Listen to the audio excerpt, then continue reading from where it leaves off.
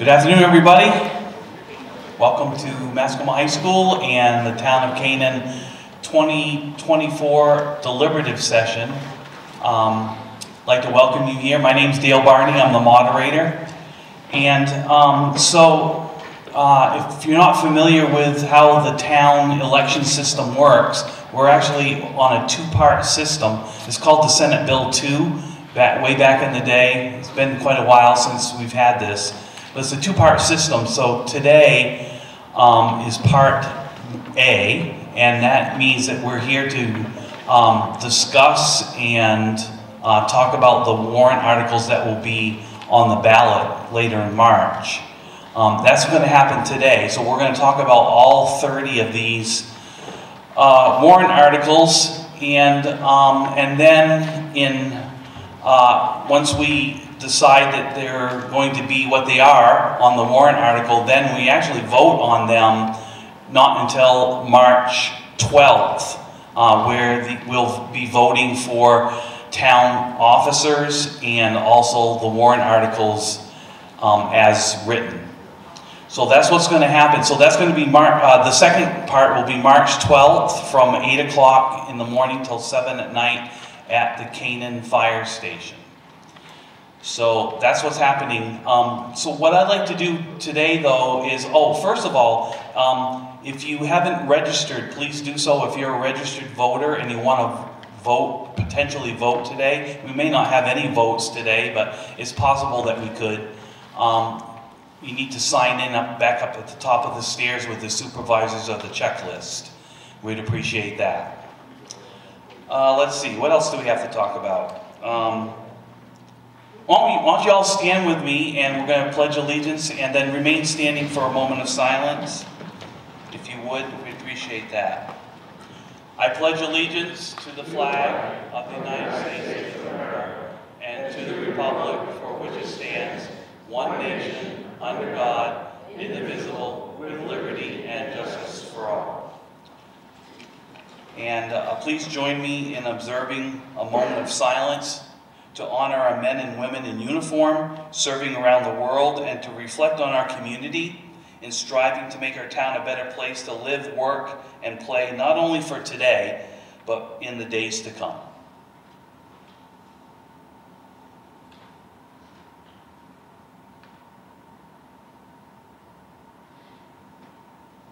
Thanks so much. You may be seated.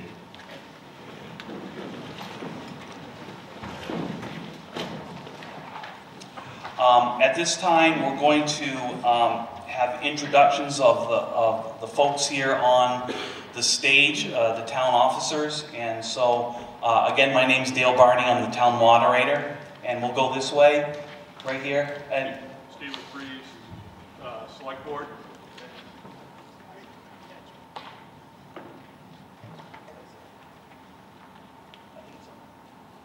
Stephen Freeze, Select Board. Louder. Stephen Freeze, Select Board.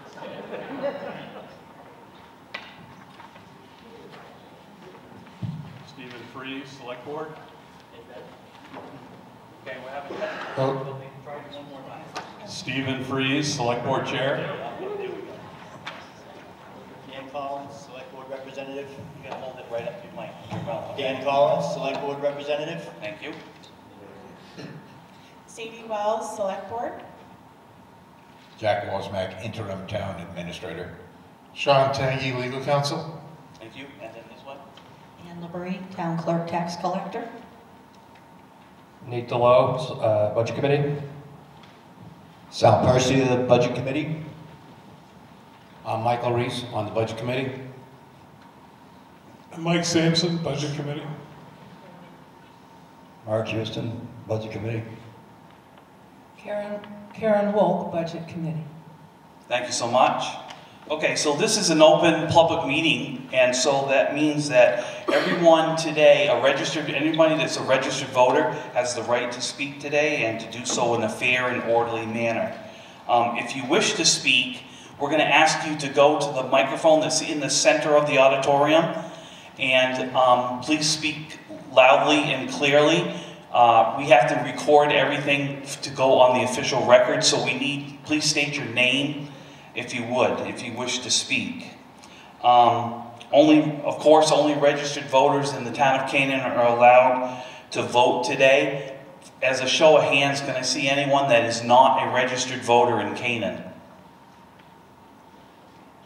Everybody, okay, way in the back, okay.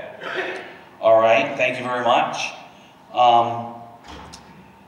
In the case of a motion to cease discussion, the voter at the mic will be allowed to speak and finish their remarks. All right, and today we may or we may not have any amendments today to these warrant articles.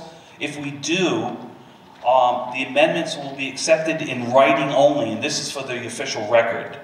Only one amendment at a time will be allowed on the floor.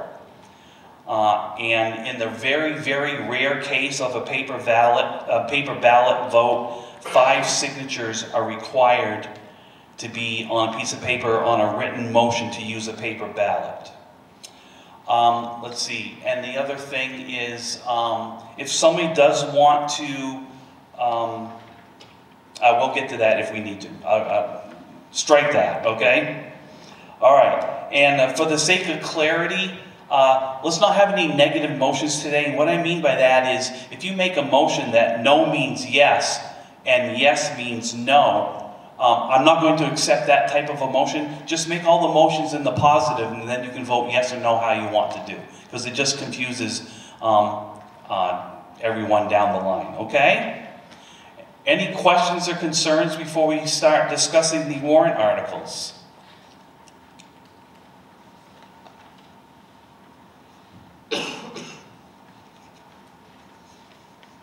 All right, so there being no questions or concerns, let's go ahead and start with Article 2. Remember that the first article actually on the ballot will be the election of officers, and as I said before, that will be on March 12th, okay? And then the rest we're going to discuss today and have a great time. Haha. Okay, here we go. Article 2. Are you in favor of authorizing, pursuant to and in accordance with New Hampshire RSA 673.4 and 673.5, the Historic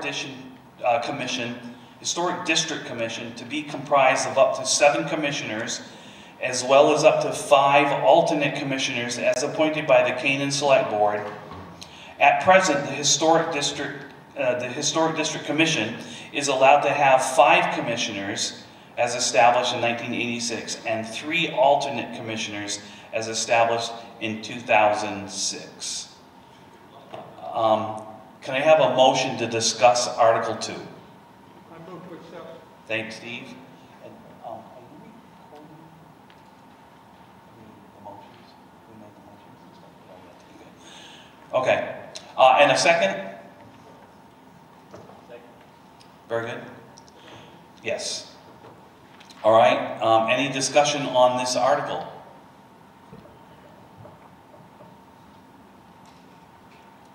There being no discussion, we'll place it on the warrant as written.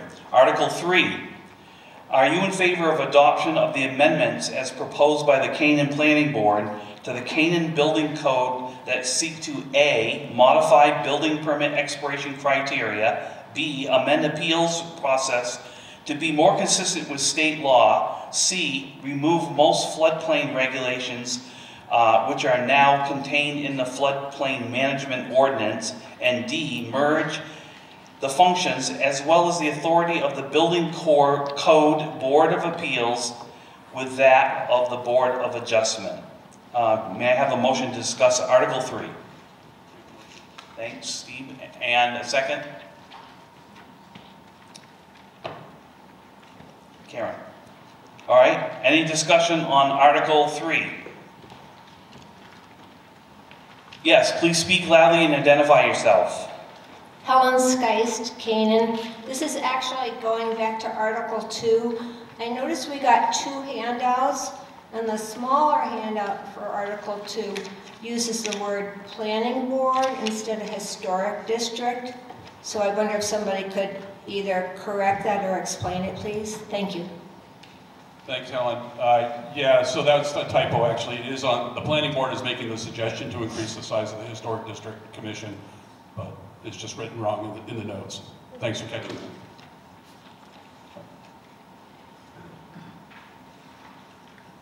Further discussion? Oh, yes.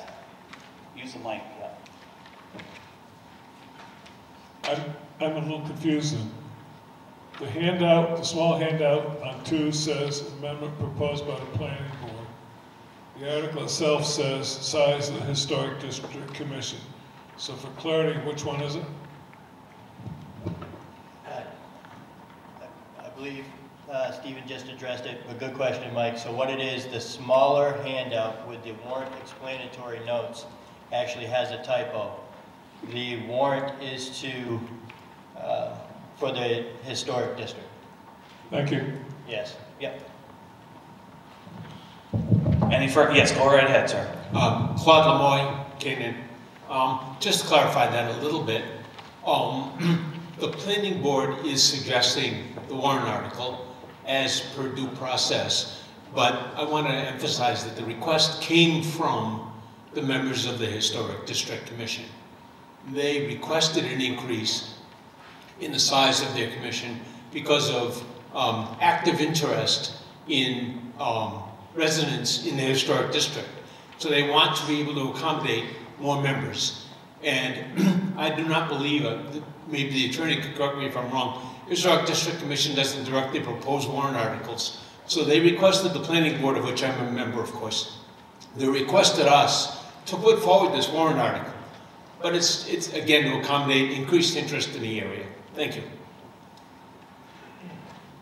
Further discussion? Yes.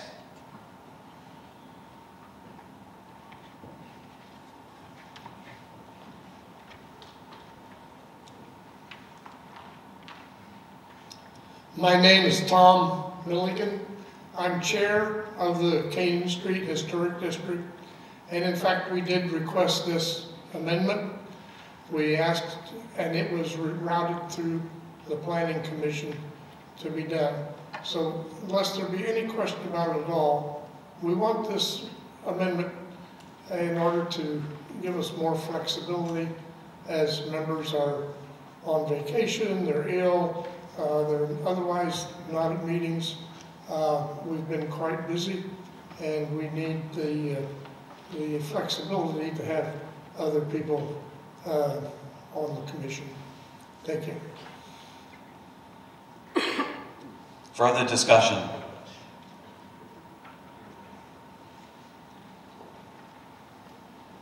Oh, okay, go ahead.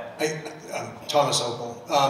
I think we were on 3, and I know we went back to 2, but I just for clarity's sake, for Article 3, essentially what the planning board is proposing is really cleaning up some things in our building code to either conform with state law, or, as it says, there's information or regulations regarding the floodplain in both the building code, and now we have the floodplain management ordinance, and we're just trying to reduce duplication. So it's really a housekeeping article.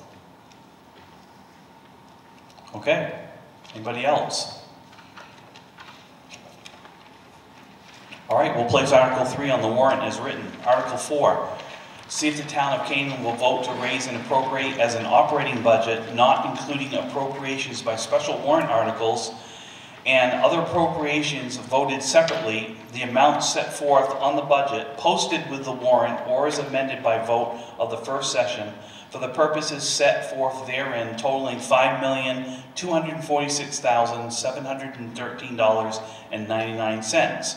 Should this article be defeated, the default budget shall be $4,911,477.66, with certain adjustments required by previous action of the town or by law, or the governing body may hold one special meeting in accordance with RSA 4013 and to take up the issue of a revised operating budget only. The majority vote is required on this. May I have a motion to discuss Article 4? Yes, thank you. And the second?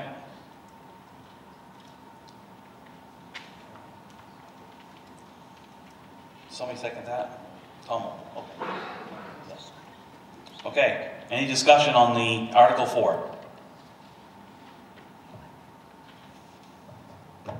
All right, we'll place that on the warrant as written.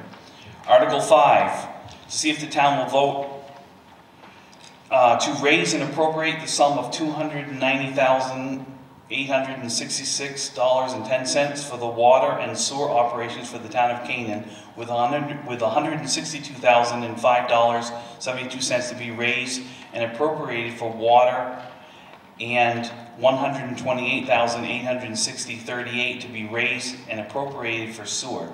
These funds are intended to be raised by water and sewer user fees with no amount from property taxes. Majority vote required. All right, how about a motion to discuss Article 5? Okay, Steve, and a second, Mark. Any discussion on Article 5?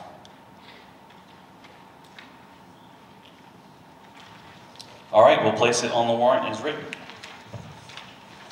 Article 6.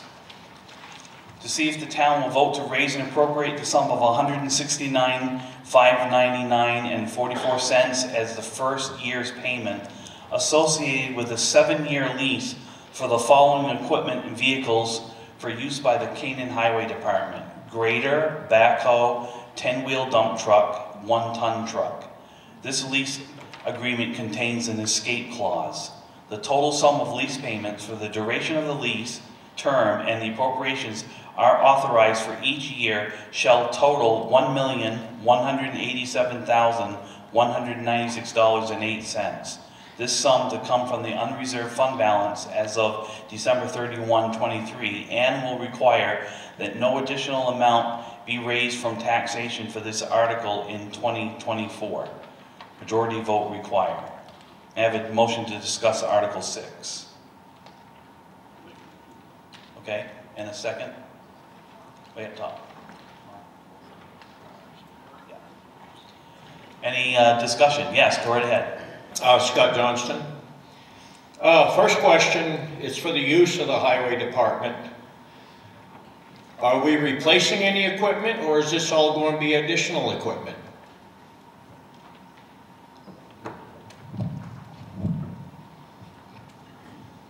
Scott, this will be all replacement equipment. There is some discussion of holding on to the current backhoe, but I'm not sure if that's been finalized yet. So, what are the hours on that backhoe? Honestly, I don't know. I don't know the exact, but they are approaching 7,000. And our mechanic did an extensive research across the country and found that for uses as we use that it is substantially over the normal hourly usage. No.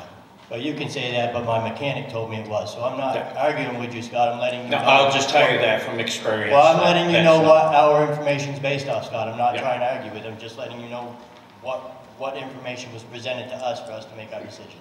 So if you have paperwork to show me, I'm happy to look at it at some point, but I only have what I have to go off, and that's my department head. So this is going to be a $1.2 million total purchase for 4 pieces at the end of the lease? It's an annual cost of $169,599 for 10 years, Scott. It's the total if you add that up. 7 years, I'm sorry, 7 years. What did the math come out if we didn't purchase 4 this year, but we spaced it out and made the purchase rather than lease? Well, so between CIP, budget, and the select board, we actually were looking originally for 7 pieces of equipment, and we toned it down to 4. We are actually in dire need of much more equipment than what this represents. The other thing on this is that you got to keep in mind too, if you buy too much equipment in 1 year, especially on trucks, you buy them all this year, they all wear out in the same year too. You're right back at the same boat. So because we're leasing them and we're bringing them back, we actually have a buyout at the end of the lease where there's still some value. We're not holding them on too long like we're currently doing with equipment. And we're we're trying to make it so we can actually get some value and reduce the cost going forward as we go forward. Not that inflation's going to play a role in that, I suppose.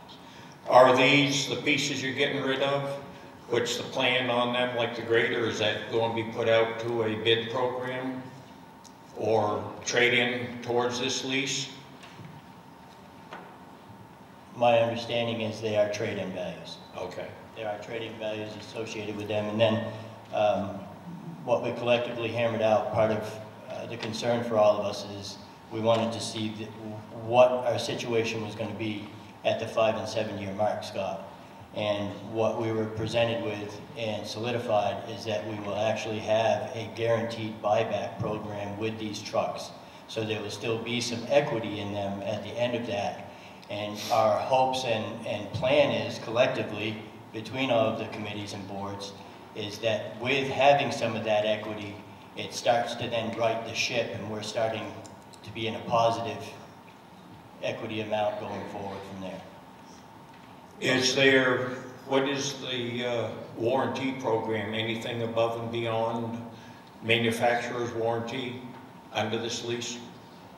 Warranty program was a big discussion over the last several months for this decision. And the warranty program, from my understanding of reviewing it, is it basically works the same as if you purchase a vehicle. You're offered different levels of warranty purchases, and the warranty that we have decided to go with was the more extensive warranty, which is rolled into these payments. So it's not an additional dollar amount, and that warranty covers, it covers too many things for me to list sitting here without it in front of me. It's like looking at a warranty for your new vehicle. You know the general idea.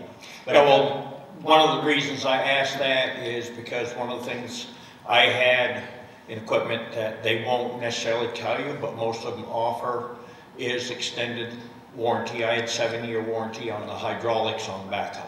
So you're right. This warranty covers the full 7 years of the lease agreement. Okay. And really, the part that I would emphasize of the warranty is it covers the electronic and the computer equipment and the things, as we all know. That's where we're having our glitches with equipment these days, and that's where it's harder for a local facility like our highway department to be able to fix them easily. And these folks come on site with their computer equipment and repair.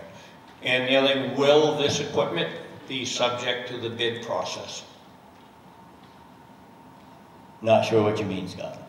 Is it going out to bid through this for the equipment, or are we just going to say, this is the one we want? No, we researched a couple different programs, and we have been introduced to a municipal leasing program that they are designed for municipalities specifically. And it's a program that a lot of the surrounding areas have taken advantage of, from what I understand.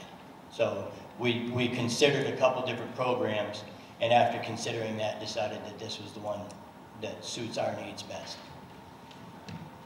Well, my point being, are we just going to say, okay, I want a Caterpillar backhoe and grader and order it, or is this going to be a bid that everybody puts in? John Deere, Cat, Komatsu, any of them can put a bid in? It is not. What we commissioned our road agent to do is extensive research and present us with different options for different equipment providers. So we've looked at Cat, we've looked at Yansu or whatever, and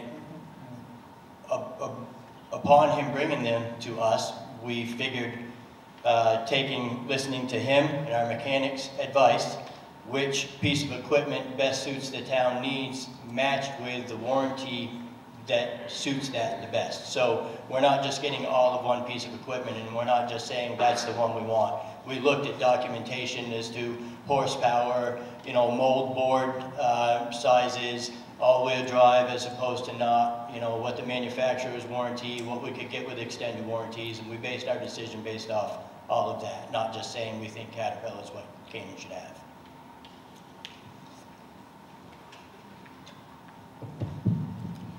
Bob Souza, Pheasant Lake, Oakley Slap. Can you just clarify on the 1-ton truck? Is it a utility truck, a pickup truck, a small, like a dump body truck? Just this 1-ton truck. I can clarify on that, Bob. That 1-ton truck will be along the same lines as the white 1-ton Dodge that we purchased within the last couple of years. And the reason that we are leaning towards that 1-ton truck is because we can put a plow system on that and a sander and a spreader system on that truck that allows us to take care of a good share of our roads and be a secondary vehicle and all the above, but we can do that then with a non-CDL licensed driver.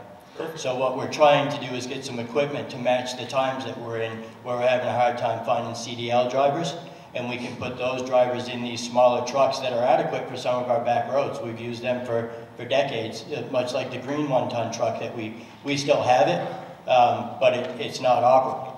So what we've done is we've implemented a repair program and a service program in our highway garage at this point, so we can keep better track of general maintenance and repairs on these, and then we're hoping to add to that fleet and try to get away from some of our guys having to be CDL certified. Okay, thank you. You're welcome.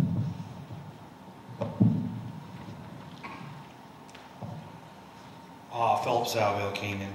A couple of questions. What's the cost of the escape clause? Because that's not typically cheap.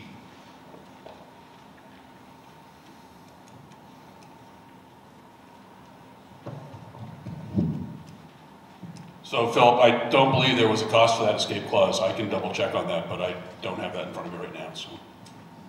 Just talking. Like I said, we haven't signed anything yet. We're still, but my recollection, there was not a cost for that escape clause. I would check into that. The other thing is you guys are saying that you know what you want for equipment. Why aren't we listing that so that those of us that do know what this equipment is can educate people? We have not made any final decisions on any of that equipment. We're still looking at the options, so we have to get past this point before we actually look at what's available. So. That's not what we were just told. Well, we have seen equipment, Philip, but we have not made any decisions on specific equipment yet at this point. So. Part of that, I guess I don't understand that. You just barely got done telling Scott that you did. I can answer you. Part of that is with the situation that we're all facing as a nation. By the time, if we put this is my understanding of this going through the process, if we put a very specific item on that warrant article, very specific, and then that item's not available because it's back ordered or they can't find parts or the computer chips aren't there to make it, then we can't actually get a piece of equipment for town. So I believe that is the thought process with the warrant articles and how they're written. Last year, as all of us know, we should have had a grader already, but the warrant article wasn't written properly and the grader was not available, so therefore we weren't able to get it. So we're trying to keep it so we don't run into that same situation again. That's my answer for you, Phil. That's where we're at. I think it could be clarified some. I just clarified it. You can classify sizes. You don't have to give an exact model number. Okay. The other thing is in your notes and warrant article explanations, under Article 4, you're saying the bulk of the increase for this year's budget increase is because of this lease article.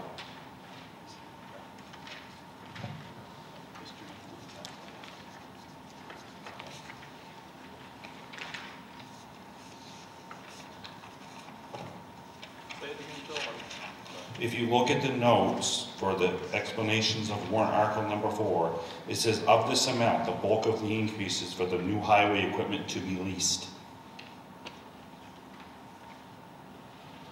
That's correct, so that's not true. It's actually coming under. So I can speak on that a little bit. As the probably 25 or so people that are involved in the capital improvement committee, the budget committee, and the select board, and the office staff, finance directors, administrators, and town council worked our way through this. We realized that there were opportunities for the select board to purchase this equipment as it's stated in the Article 4, how it's stated there, which is without taxation. I'm guessing that these notes are from before we all worked that much further through this process and realized that. That, to me, Philip, that makes sense as to why the notes are saying that. But we all, at the last budget meeting, and then we've gone back to the drawing board and sharpened our pencil and figured out a way to get this without taxation. Which I'm very proud of the work that we've all done, by the way. The last thing that I can think of right now is you are classifying this as a one-ton dump truck, which is not what that white Dodge is, or Chevy. It's a Dodge. What do you mean? The Dodge is not a one-ton, it's a 5500, completely different weight class. Understood, Philip.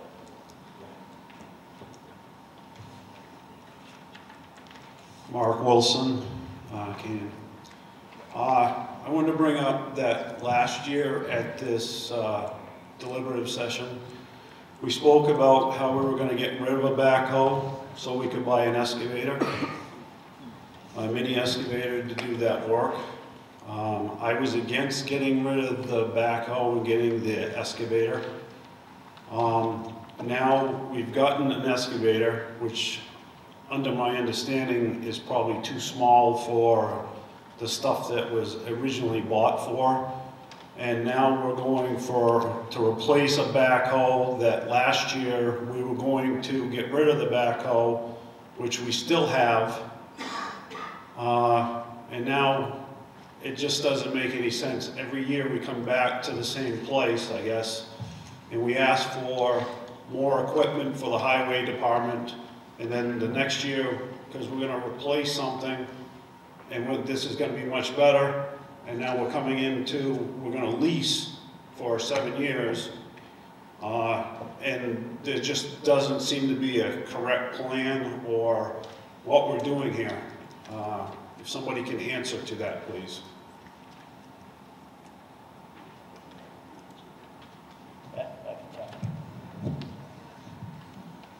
So it's, I'll try to make sense of your statement / question, Mark. I appreciate it. I'm not sure where your information is that the excavator that we purchased is the wrong size. We have still a larger excavator. So if this excavator, I don't see how you can have an excavator that's too small for what you need it to do if we have a bigger excavator to do those bigger things, and we knew we were keeping that, so I'm not sure where that comes from. I know we were able to do upwards of 20 or more culverts replacements on Turnpike Road alone, and we did that without stopping the traffic flow because the excavator is the size that we could just take up one side of the road instead of blocking off the whole road to send detours. And by using the excavator to do those culverts, it was a lot more expedient, and we were able to do probably 3 times, from what I understand, the amount that we would do in that normal time frame. What else was your question, Mark? Was that we were going to get rid of the backhoe that we currently own now, that we didn't get rid of. We were replacing that with this mini excavator, but we still own the backhoe we had, and now we're asking to replace that again. So I remember some conversation around that, and I remember the conversation being that we should not get rid of the backhoe because if the loader goes down, we need something to load our trucks. That was the conversation we had here. Right, and I was part of that conversation, and I was against getting rid of the backhoe, but now... So we didn't get rid of the backhoe. Right, but the whole process was you were going to get rid of the backhoe, so you wanted this excavator to replace that backhoe. No, that's what I just said. The conversation was, should we get rid of the backhoe so we don't have multiple pieces of equipment? And after discussion with the community and budget committee and deliberative session, it was brought to our attention that it feels like we should keep that so we have a backup if the loader goes down, so we did keep the backhoe.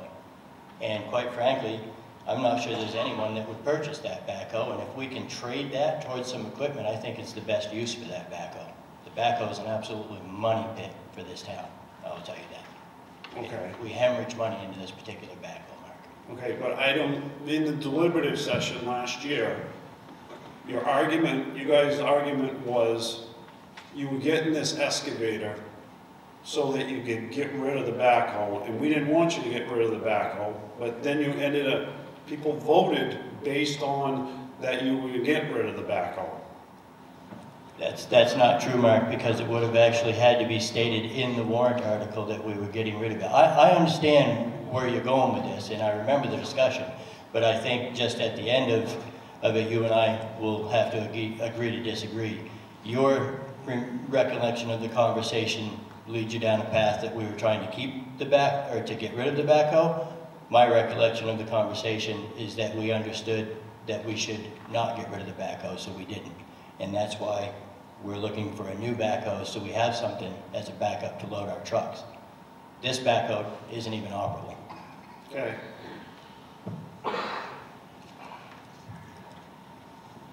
Wesley Manser, everybody knows me. My thing is on what Mark's saying about the backhoe. I was here. I know that everybody decided we needed to save the backhoe for just what you just said, so it could load the trucks if the loader's down. Can you tell me why we need to buy a new backhoe when we're renting a loader because our loader's down and the backhoe's sitting there doing nothing? That's what I want to do. Backhoe's sitting there doing nothing, Wesley, because the majority of the time it's not operable. It's not, so... Right. And we have a blown head gasket in our loader. I understand the loader. So our loader's getting repaired, so we're renting a loader. I get that. Wait a minute, you asked me a question, I'm answering you, right? Okay. So our backhoe sits there the majority of the time because it's not operable. We have a very hard time locating parts for it. We are renting a loader because our old loader, which we also have a very hard time finding parts for, has a blown head gasket and we're having to wait for it to be repaired. Does that answer your question? Backhoe is sitting there because it's not operable. We have a rented loader because our loader is being repaired with a head gasket. So, I guess I'm going to go a step further, and I know he's not here and he can't comment on it, but every time I talk to the town mechanic, he tells me there's nothing wrong with the backhoe. So, either he's not telling you guys the truth, or he's not telling me the truth, but if the backhoe's running, I don't understand why we're spending this money on a loader. I've heard that it don't fit in the salt and sand sheds. Well, I can tell you from experience working for the state, theirs don't either. If you lower the boom on the back of it, you can pretty much do what you need to do to load the trucks. This was the whole thing about keeping the backhoe last year, what you guys were just talking about. That's why we were going to keep it, so you had an alternate thing to load the trucks. That's what and now we want to buy a brand new one, but if we're not going to use the stuff, we got 2 excavators. We got way more than equipment than we got guys to even run. Even if you're fully staffed, we got more equipment than there is the guys to run. I just think we need to choose and pick what we're going to buy. We got 2 excavators. They can do what the backhoe's doing. Maybe we don't buy the backhoe this year. Maybe we just sit and wait. I mean, we're renting a loader now, so I just don't understand why we got to have everything brand new all at once. I just don't get it. It just don't make sense. So Wes, we have 50 pieces of equipment. We're asking for 4. We are not trying to get all new equipment all at once. Okay. So again, you just got a brand. I guess where I'm going is you just got a brand new excavator last year.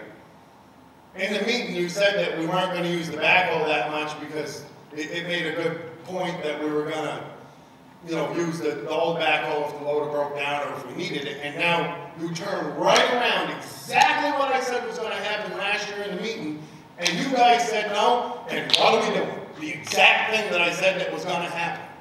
I just don't get it. I don't understand it. I wish more people would show up so they actually knew what was going on. It just don't make sense to me. It just doesn't make sense. I'm good now. You guys answered what you could answer the best it is, and that's really all I get to say.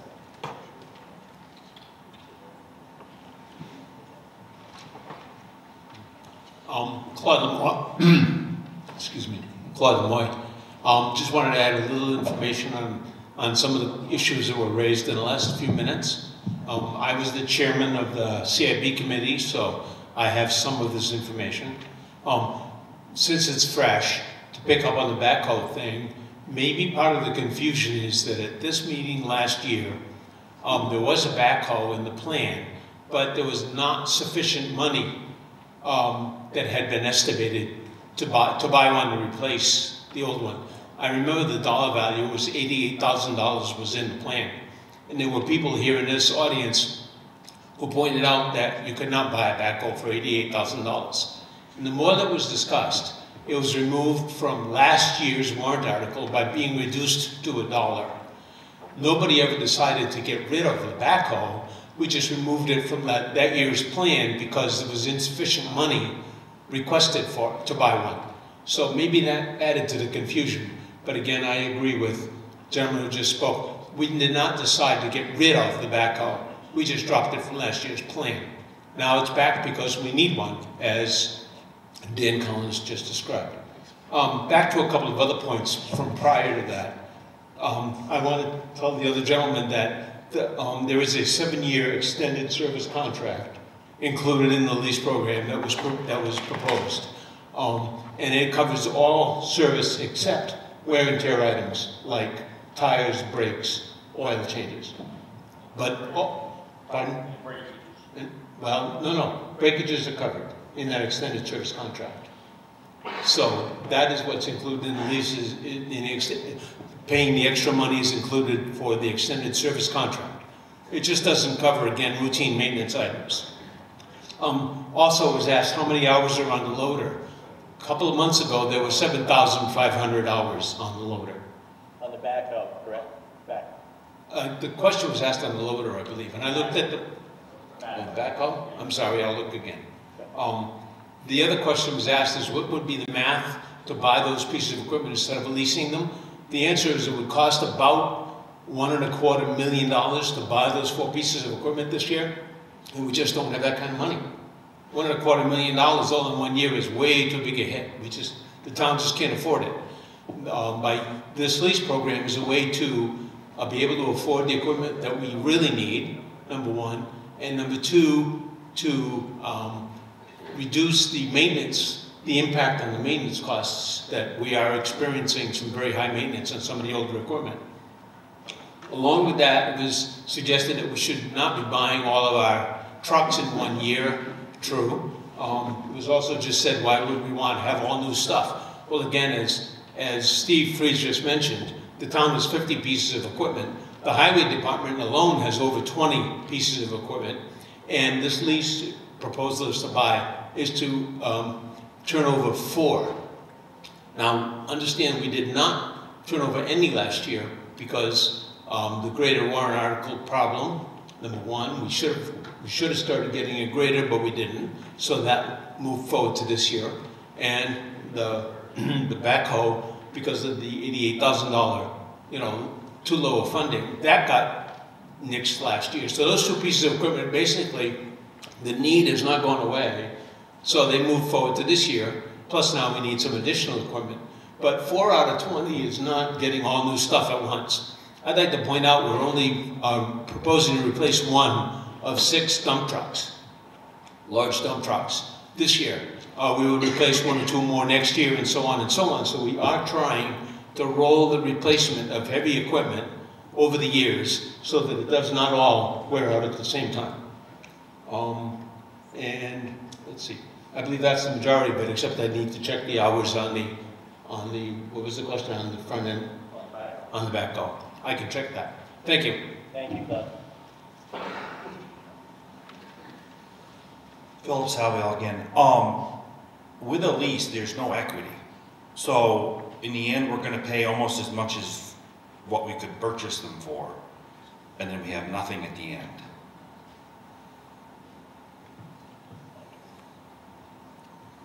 Correct? Would anybody from the budget committee like to speak on it? Or, I mean, we can continue, but... That would be according to the lease agreement. The lease agreement's going to tell you whether you have to buy the stuff at the end or not. No. So, we do not, Philip. The lease agreement that I have reviewed states that what our goal is to not keep them at the end, is to continue to have some equity by turning those pieces into new equipment again 7 years from now before they get worn out. You're not gonna though, because a lease you do not own them at the end. Unless you buy them back, you don't own them. Mr. Moderator. I don't know if this microphone's on or not, but an answer from the Budget Committee. I think we deferred as a Budget Committee to the Board of Selectmen to decide what the final terms were. It's also why it's in a warrant article, not in the budget which the Budget Committee prepared. So the long and short of it is we don't have any information. We heard a number of different plans, but we didn't have the information. So I can speak on it.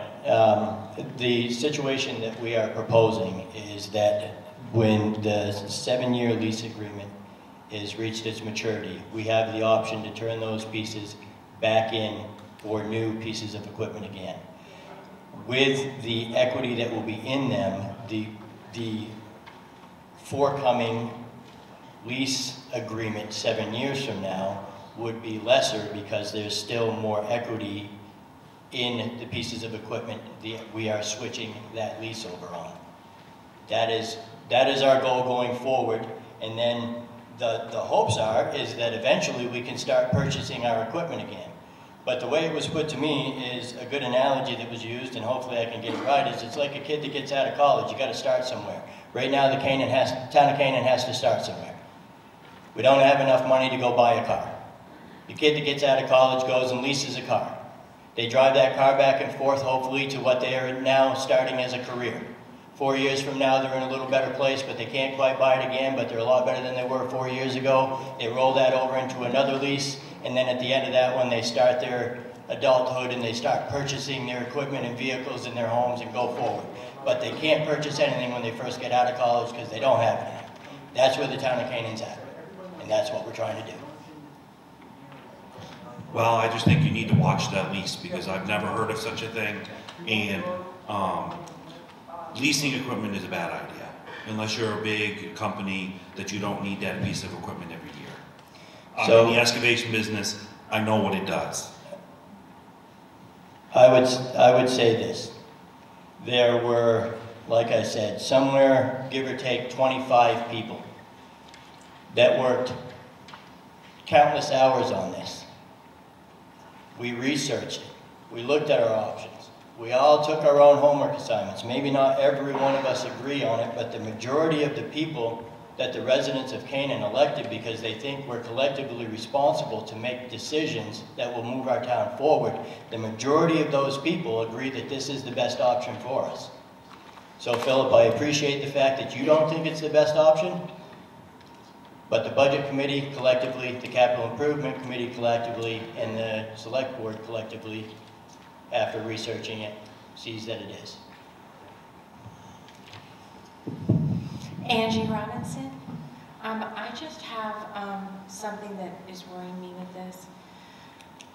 The sentence, the total sum of the lease payment for the duration of the lease terms and if appropriations are authorized shall total, and then the amount.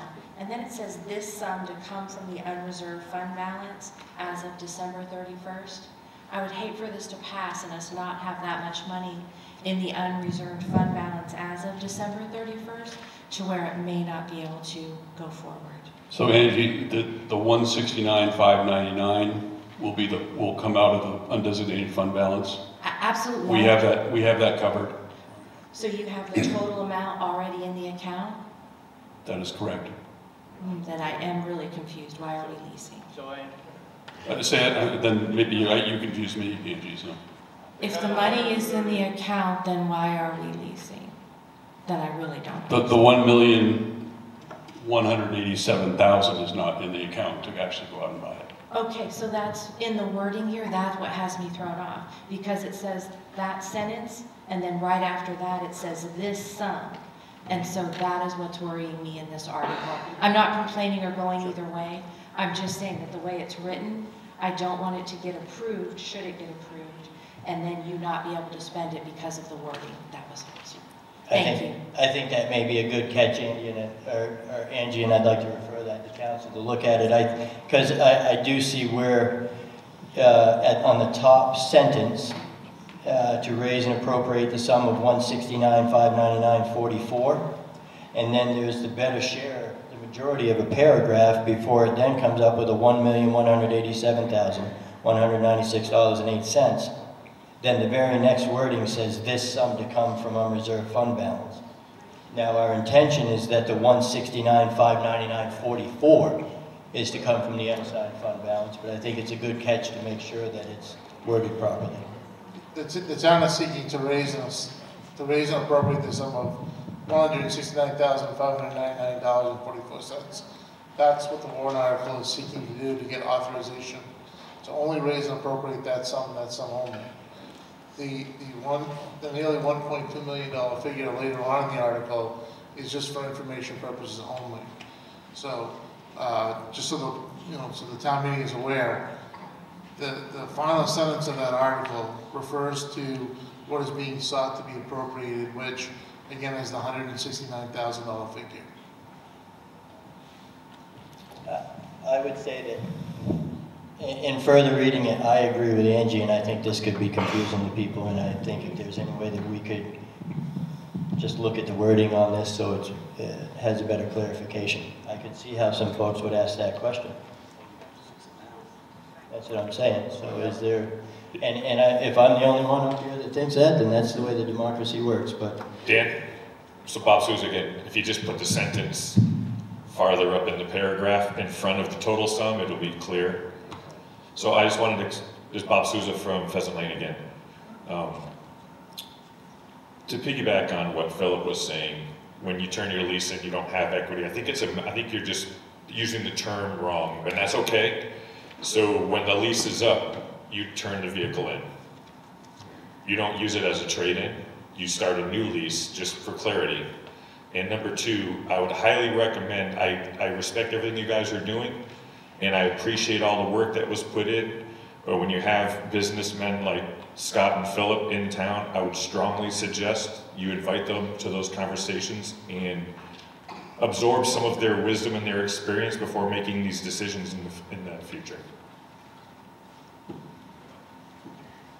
Go ahead. I want to clarify a comment that I made a few minutes ago about our action on this particular warrant article. I want to make it clear, and anybody else on the budget committee can weigh in. We did approve, we did recommend this warrant article. It's just that we did not know what the terms were going to be other than it would be by a lease. So it isn't that we didn't support the warrant article. We did support the warrant article. We just have no idea what the ultimate terms are going to be on it. And can I raise the other issue, Dale? Yeah. This is a point of personal information. The front here is desperately in need of a copy of last year's town report. Is there anybody in this room that's got a copy? No, it's not. I looked. What's online is the town clerk's town report, but not the town's town report. So nobody has a copy. Okay. Yes. So I agree that Angie found that the way the wording was confusing. And my question is, should somebody write it as an amendment to change the wording and then we vote on it? I also thought of a different way we could change the wording. I don't know if it would be any better, but where the sentence says this sum to come, perhaps if it just says this sum of $169,599.44 to come from, would that work? And if that would work, does that need to be like a written amendment? I don't know the procedure. That would work, right, John? Yep, and that is kind of, I was thinking the same thing. I think that's a pretty easy solution, is just to put that dollar amount where it says this sum to come from, right? Okay, since you're already up there, could one of you just write it as the amendment, or do I need to do that? Okay, thank you. Thank you. Oh, I also want to say, regarding the prior speaker, clearly there's a lot of people who come to these meetings who work on our towns, and those of us, we all appreciate the hard work you do, and they certainly know a lot about equipment and stuff. And I don't know what's the best way to do it, but I think it'd be great if one way or another, before the deliberative session, if the people who spoke up today would come to the meetings before the deliberative session, because it sounds like you have a lot of wisdom to share. Thank you. So Helen, in the defense, Philip does show up to many meetings, as does Scott, as does Mark. They do show up to many of the select board meetings, and I know Philip's been to many of the budget committee meetings as well. So. Claude Lemoy again, just a brief follow-up on the question of hours. The reason it was confusion is both the loader and backhoe were reported as having well over 7,500 hours 3 months ago in October. So both of them have over 7,500 hours. I just looked at the reports. And I would also like to concur that this warrant article that we're currently discussing, Article 6, is not written correctly, and it should have the kind of correction that was just described by the lady in front of me. Thank you.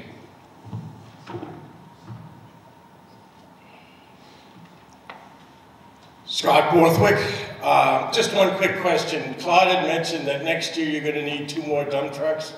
Are we going to be going for a lease agreement on them as well? Is this going to be coming up every year? So Scott, we have not abandoned the CIP program. I don't know where, I don't have it in front of me of what the schedule for replacement next year. So. But is the general consensus that you're going to go with lease? I don't think we've gotten that far yet, so I mean, we'll cross that bridge when we get to it. Like I said, I don't know what equipment is in the CIP, if the dump trucks are scheduled for next year or not. So. Okay. Okay. Thanks. Yep. The idea is what we discovered going through the budget process and the capital improvement process last year and this year is that the funding that needs to be there to make these purchases isn't there because of a number of things, inflation, I mean the crazy cost adjustments associated with the last 3 or 4 years that we've been in general, and for a number of other reasons our capital improvement plan wasn't keeping up with the inflated amount of cost of equipment. So part of the process this year was to adjust our capital improvement plan to properly set aside the correct amount of money going forward, and our hopes are that next year we will have the money in the capital improvement plan to make these purchases, and we don't have to just continue to bring on more and more lease programs. But for this year, I don't have the numbers in front of me. I asked Jack, and we don't have the paperwork in front of us, but if there's anyone who would like to get with me at some point, I would be happy to give information as to how much we are spending currently and over this past year in repairs associated with the pieces of equipment that we are looking to get rid of to bring on new from the lease. The repair amounts alone are staggering. Claude, I don't know if you can work your magic and find those numbers somewhere. If you could, please let us know. If not, understood. But I will tell you that is a big part of where our tax dollars are going. Dan, you're correct. It would take a little while for me to dig those numbers up. It'll delay the meeting too much. Understood. But you're right, the repair costs are high. In response to Scott Borthwick's question, I agree with Steve Freese. We don't know yet if the right answer a year from now or next fall will be to look at some additional leasing. We will attempt to avoid that if we can accumulate a sufficient capital reserve funding to purchase equipment. It is our hope and intent to do that.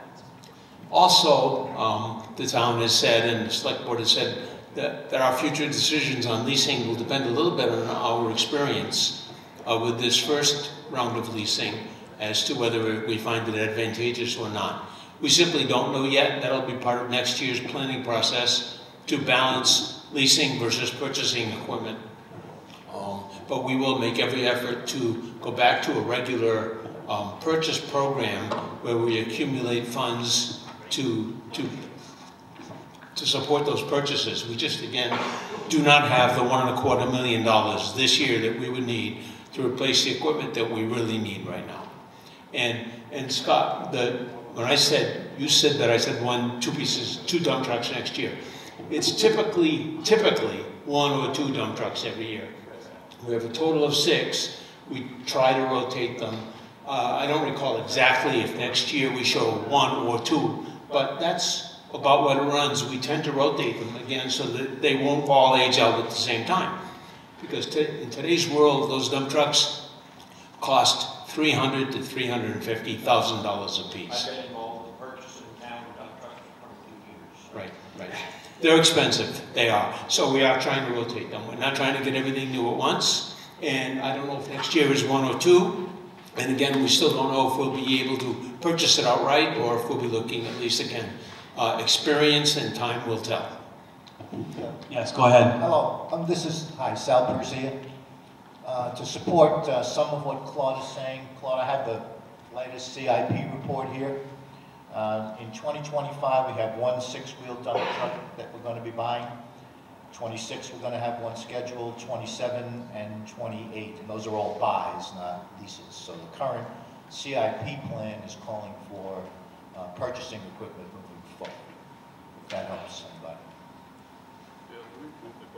Yeah. Okay, we do have an amendment on the floor that we're going to bring up before we have further discussion.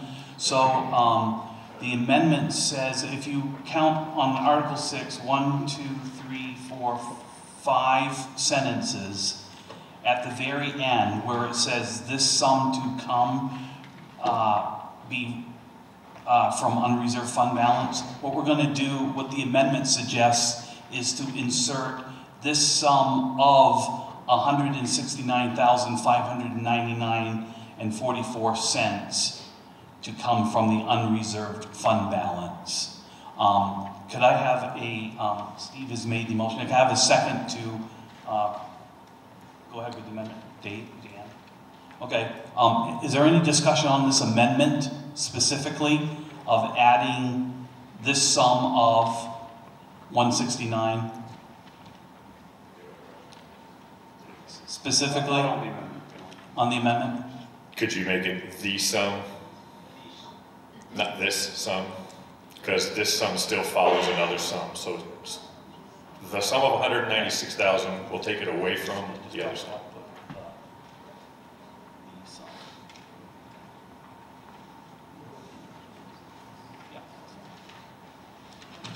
Okay, we changed, it's been changed to the sum of $169,599.44 to come from. Any further discussion on this amendment? Therese Sampson. Yes. I don't mean to nitpick, but is there a way to be clear that it'll be just a one-time, just as in the top it says it'll be the first year's payment, so that next year it won't come up again as coming from the unreserved balance? So following years, it will be part of the general operating budget. The payment will be part of the general operating budget. It will be worked into our budget. So it could come from the unreserved fund balance in the future? No, it'll be a line item in the general operating budget. Okay. So is there a way to say that this 169,599 coming from the unreserved fund balance will only be this time? I'm not an accountant or a...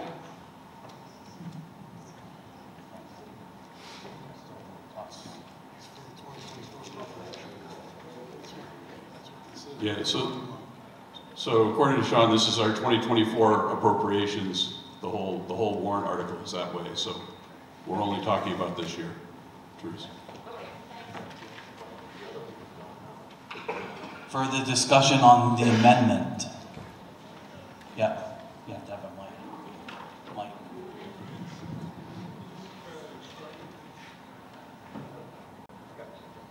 This is a fairly extraordinary request. Can you give us a 5-minute recess? I'd like to speak with the 3 selectmen. Sure, that's a reasonable request. All right, we're going to take a 5-minute break, okay? We'll be back in 5 minutes.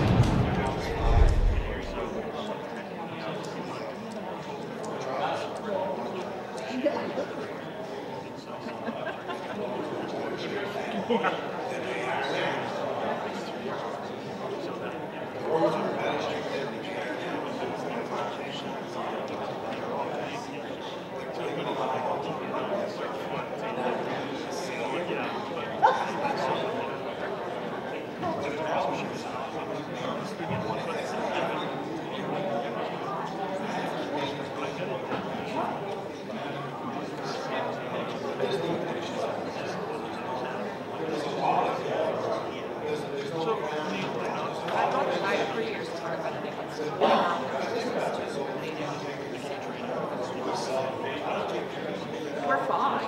We did okay, but we didn't. Well, they wanted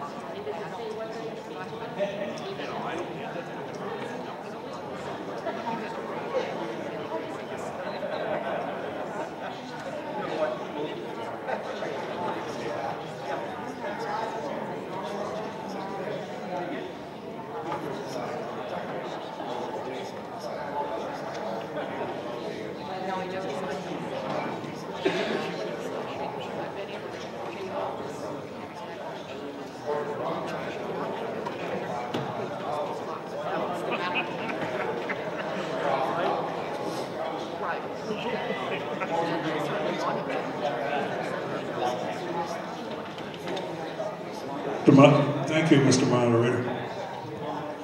Okay, right now we have an amendment to Article 6. Is there any further discussion on the amendment? Everybody understand what we're doing? We're adding thus on the 1, 2, 3, 4, fifth sentence at the end, we're changing it to say the sum of 169, 599, 44 to come from the unreserved fund balance. That's all we're changing. I have a question. On this amendment?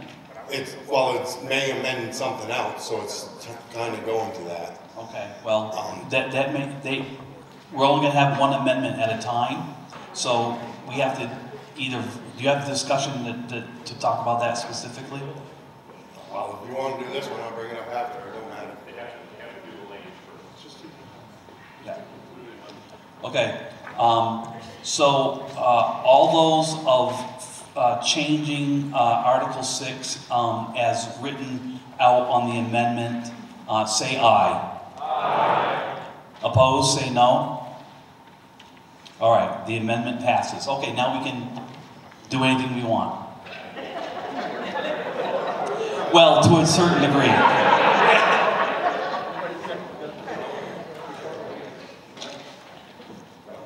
Who's next? Mark Wilson. I want to know, is the town road agent here to speak on the condition of the equipment to...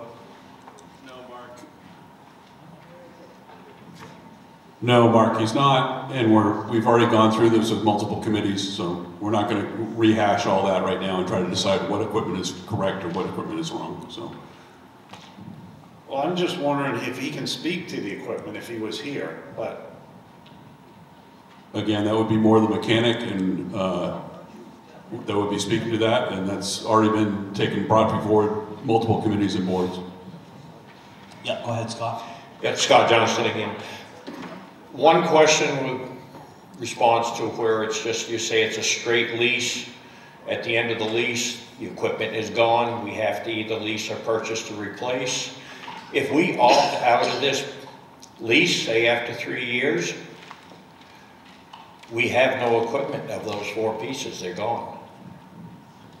So Scott, it's not an all or nothing of the 4 pieces. We could eliminate 1 piece if it was not working out. It's not all or nothing. We're not getting, I don't believe we're getting all the pieces of equipment. I think Dan mentioned that they're not all coming from the same vendor. So. No, my point being, if you opt out of the lease, something's going to have to be planned to replace, because if you opt out of the lease of a piece of equipment, that piece is gone because it's not a lease purchase, it's just a straight lease. That is correct.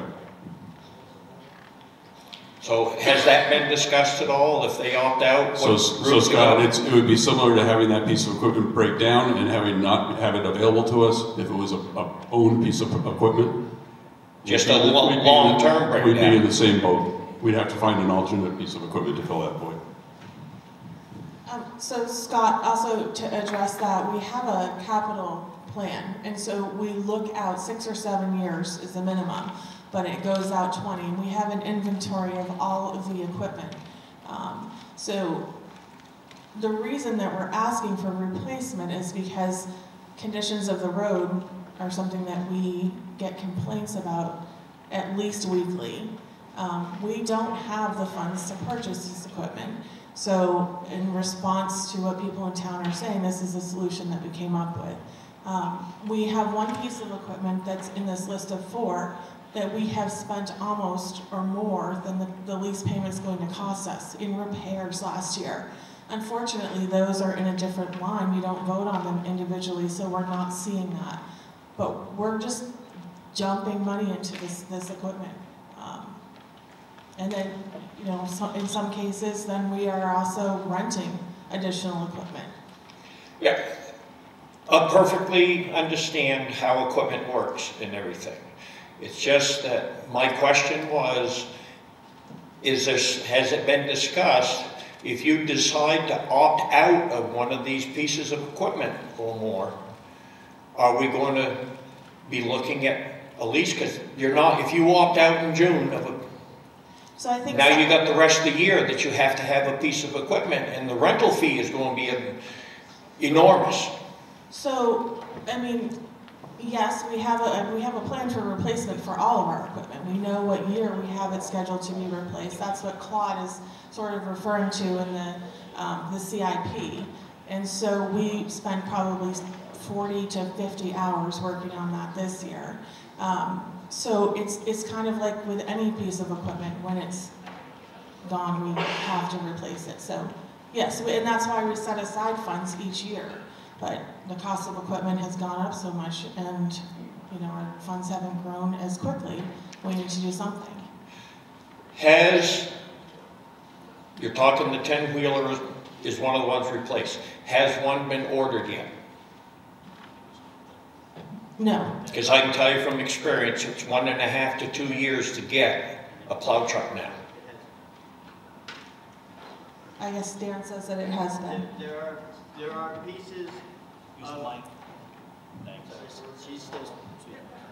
Scott, there are pieces of the equipment that have already been pre-ordered, because in doing the research to come up with, for the last months and months to figure out which road we were going with, the vendors identified which pieces of equipment would be on long-term before we could even see it. The furthest one out is the is the grader. So they have actually been building the grader for the town of Canaan for the last year, with the understanding that there are so many municipalities waiting for these exact pieces of equipment that if it doesn't go through in March, that they're just going to call the next municipality. So it's in their better interest to be building this equipment anyway.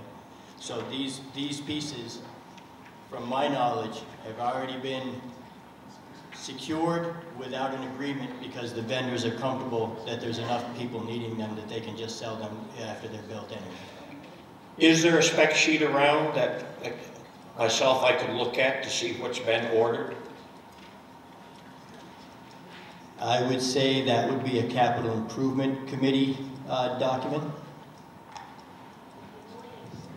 So Scott, I think we can follow up with that later to see what we have for an exact spec sheet. And just so you know, those meetings are always open to the public. Anyone can attend. Some of us still work 2 hours to extend. We all work too. Just mine too. So I understand. I get it. Go ahead, sir. My name is Travis Anderson. I have a question on this escape clause. How does that get activated?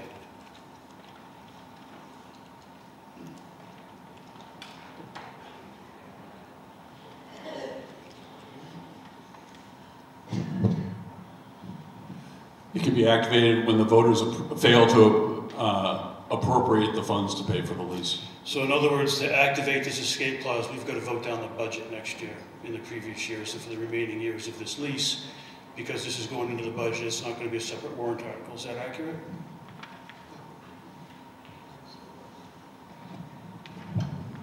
That's incorrect.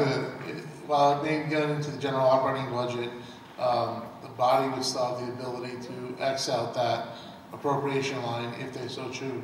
So that could be handled through an amendment to the general operating budget. We call it, no means no statute, which means you have to zero out that line. Okay, thank you. Who's next? I just had I'm going to keep probably coming up with questions, but I haven't had a chance to talk directly with Bob about this, but rumor on the street is we're buying a smaller grader than what we already currently have.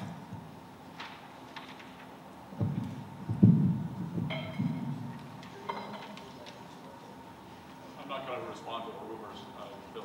Well, this is the public's time to ask questions, get answers to questions. So you're asking us to spend money, but then you're not willing to give information. And 1 minute you're telling me we don't know the specs on what this equipment is, and then the next minute you're telling me that you've pre-ordered. Is there a question, Philip? What's the Yes. actual question? If you've supposedly pre-ordered, are we buying smaller equipment than we currently have? I'm not able to answer that because I don't know what we... So Phil, on the grader, my understanding is the mold board is slightly shorter than what we currently have. And actually, when we were talking with the manufacturer and other towns, it actually is better suited for our roads. It's a little bit shorter. Our current mold board, and Dan maybe have better clarification on that, but the molding board is very long on our current grader. And there was some concerns on that. I don't know the exact the size of the grader. I don't have the specs in front of me, so. Your question is regarding the backhoe, right, Philip? Grader. It was the grader? Okay. So, my apologies, I thought you said backhoe. So as far as the grader, my understanding is right now we have a 14-foot mold board. We are going to a 13-foot mold board. And so, right, 14, the manufacturers, from my understanding, you cannot get a 14-foot mold board. So we are going with a 13. As far as horsepower on the machine, Philip, I don't know off the top of my head. I've looked at the spec sheets. We all have. It was part of the process over the last 5 months. You know how long we've been working on this. Yeah, but we were also, when we started asking questions at a selectmen's meeting, it was wait till deliberative session. This is the public's place to speak. And we're looking at a $600,000 or $500,000 piece of equipment up in the back here for the fire department. That's all spec'd out. We all know what we're voting on.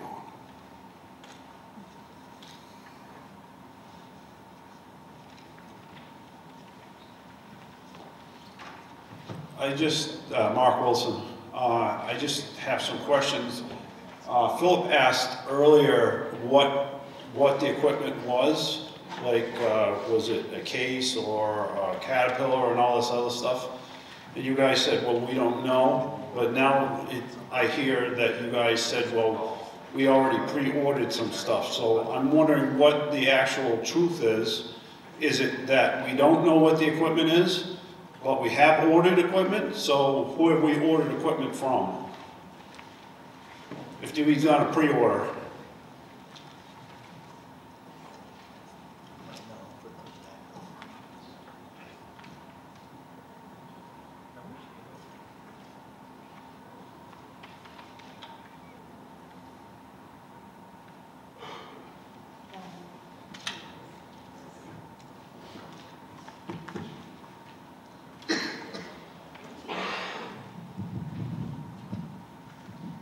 So, Mark, I'm looking back through emails from the CIP committee. There is information on a grader. I don't know if this is what's been ordered. I can tell you it says it's a Caterpillar 120 all-wheel drive. Okay, so it's just the grader that's been ordered? That was my understanding. Yeah, I don't think anything, like I said, nothing has been specifically ordered, because in order to order those things, you actually have to sign the document, so it's ordered. But they have been spec'd out so the manufacturers can build them, because if they build them and we don't vote for them, they can just sell them to someone else. What the specs are today, right here in front of me, I can't tell you. But over the last several months, collectively, we've all worked on those specs enough so everybody was comfortable enough that that's the way we should go forward. So it has been ordered or it hasn't been ordered? So Mark, as far as the grader, yeah, the order that for last year, the manufacturer, the Caterpillar that Sadie just designated, they kept that order active because of the lead time needed on the grader. To my knowledge, that's the only piece that was specifically, they have not canceled or but it's still, if we back out, if it doesn't get approved, there's no skin off our back. They're going to find another home for that. They're just not, this equipment is not just sitting on the lot like it used to be 10 years ago. It's all made to order and it takes time, just like the fire engine. The lead time on that, when we get to that, it's going to be, Hugh can, it's almost a year and a half out, even though we're voting on it right now, so. Okay. I'm going to make a move to the question so we can get out of here at some point this evening. Okay. Yeah, we have to talk on that right now. We have to, motion's been made. It's a point of order and a motion's been made to move to stop and cease discussion. We can vote it down or we can vote it up. But we have to do it. We have to stop now. So the motion's been made to cease discussion. All those in favor say aye. Aye. Any opposed? Okay, the ayes have it, and so Article 6 will be placed on the warrant as amended. All right, let's move on to Article 7. To see if the town will vote to raise and appropriate the sum of $100,000 for the purpose of funding an expansion of anticipated paving projects for 2024 by the Canaan Highway Department. This sum would serve to increase the appropriation for the Canaan Highway Department, specifically for paving projects as provided for within the proposed general fund appropriation warrant article as submitted above. The article is being submitted in this form to gauge the interest of the voters of Canaan in possibly increasing the budgetary line of the Canaan Highway Department in future years, dedicated to paving projects, which is typically accounted for as part of the department's overall operating costs within the town's general fund appropriation warrant article. May I have a motion to discuss Article 7? Okay. And a second? Okay, any discussion on Article 7? Yep, Mike, use the mic. Alan Rickard. This work will be done by the Canaan Highway Department. Do they have the manpower and the equipment to do this on top of their regular job? So paving is not done by our highway department.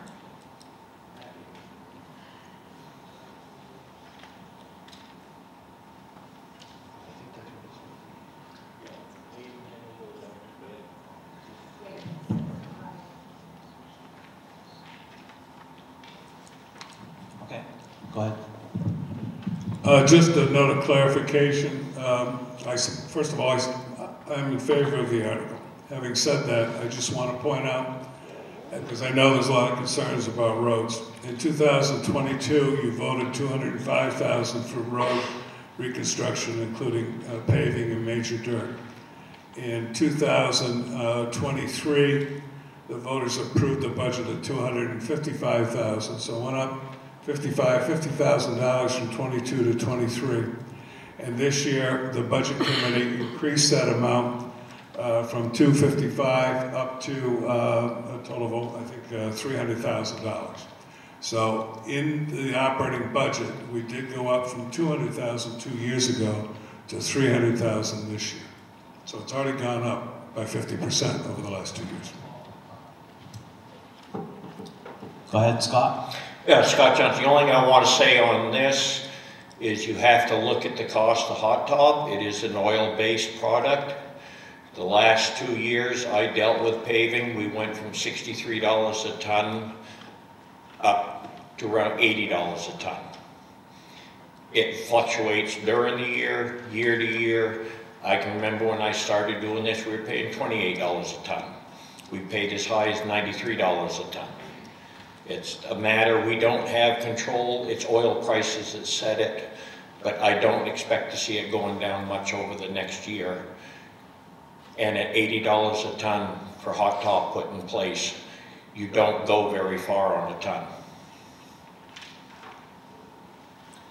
Okay, further discussion?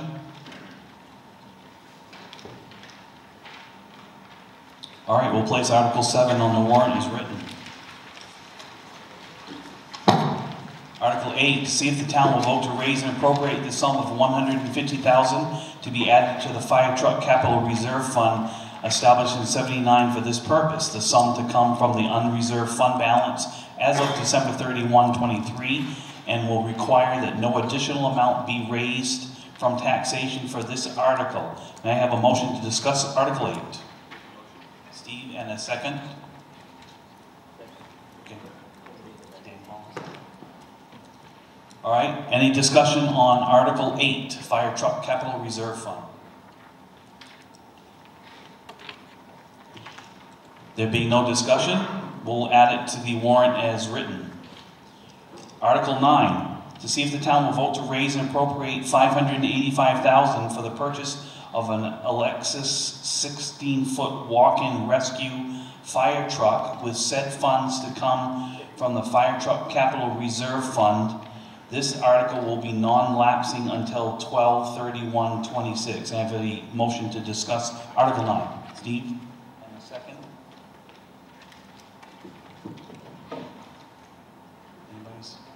Anybody want to second that? Okay. All right, discussion on Article 9, purchase fire truck with funds from the Fire Truck Capital Reserve Fund. There being no discussion, we'll place it on the warrant as written. Article 10, see if the town will vote to raise and appropriate the sum of $200,000 to be added to the Highway Equipment Capital Reserve Fund for this purpose. May I have a motion to discuss Article 10? Thank you. Second, please. Karen. Any discussion on Article 10?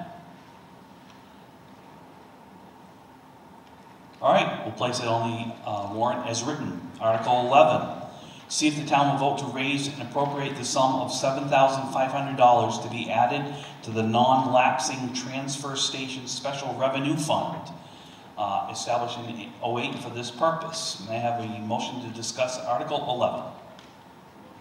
Okay.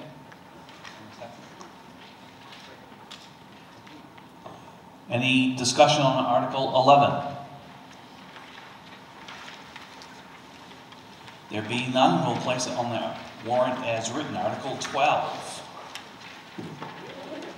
To see if the town will vote to create, establish, in accordance with RSA 35(1), a government buildings capital reserve fund for the purchase of providing funding for the construction, reconstruction, repair, maintenance, improvement, and/or replacement of any buildings, structures under the ownership and/or control of the town of Canaan. Furthermore, to see if the town will vote to ratify the prior raising and appropriating of past Canaan town meetings associated with funding this purported capital reserve fund.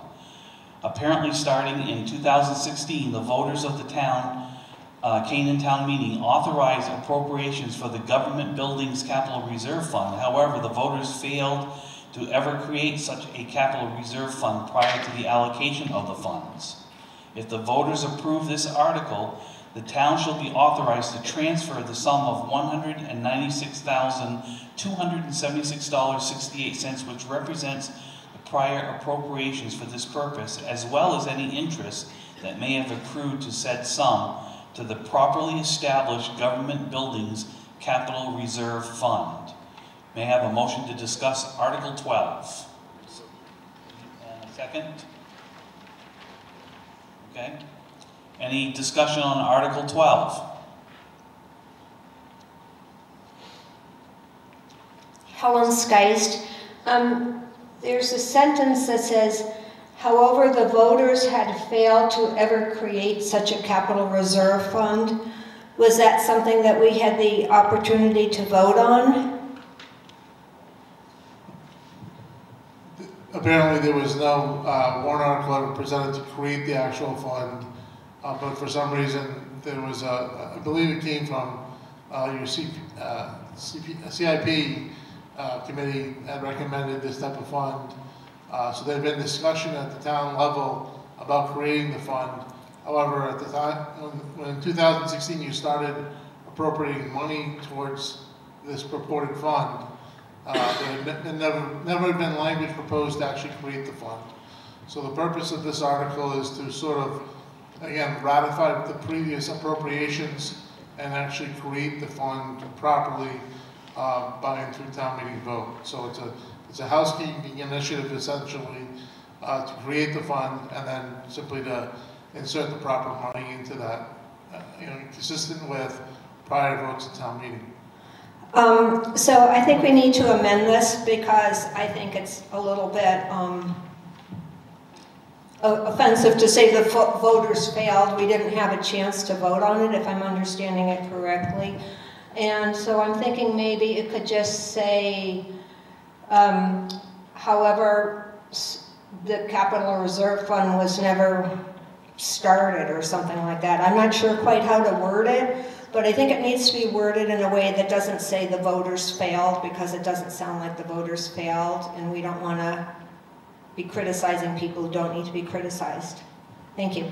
So I understand your point, and I agree with how you could read it that way.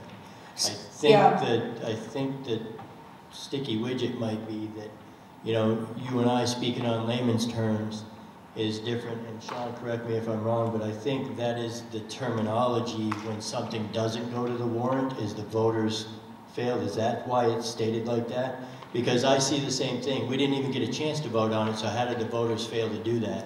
But I think and Sean, please correct me if I'm wrong, but the warrant articles represent the voter, and the warrant article never came to fruition, so therefore the voters didn't. But I understand where you're going with that. Well, I feel that somebody up there would be better at rewording it to say that the warrant article was brought to the voters, something to that effect. We don't need to You know, Canaan's already front page of the Valley News today. We don't need to do things to cause discord. We want to try to have things be better.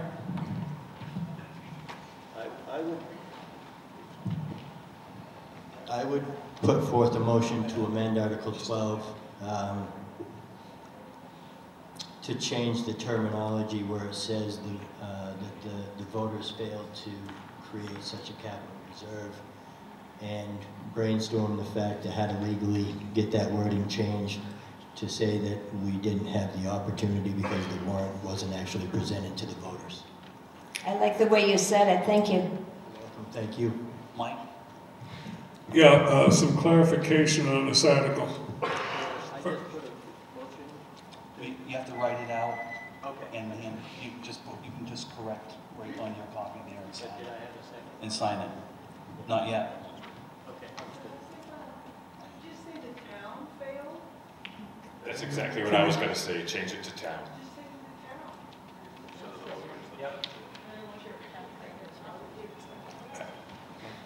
Go ahead. I'm going to try to say who failed. So there was a conversation. Those people in the room that were on the CIP committee. There was a 3-year discussion, and the discussion resolved to have the creation of the account in the year where the first appropriation was. And it was purely by a mistake, not of the voters, but of everybody that looked at the warrant. That means me, the Board of Selectmen, Budget Committee, and everybody else in the grandmother that looked at it.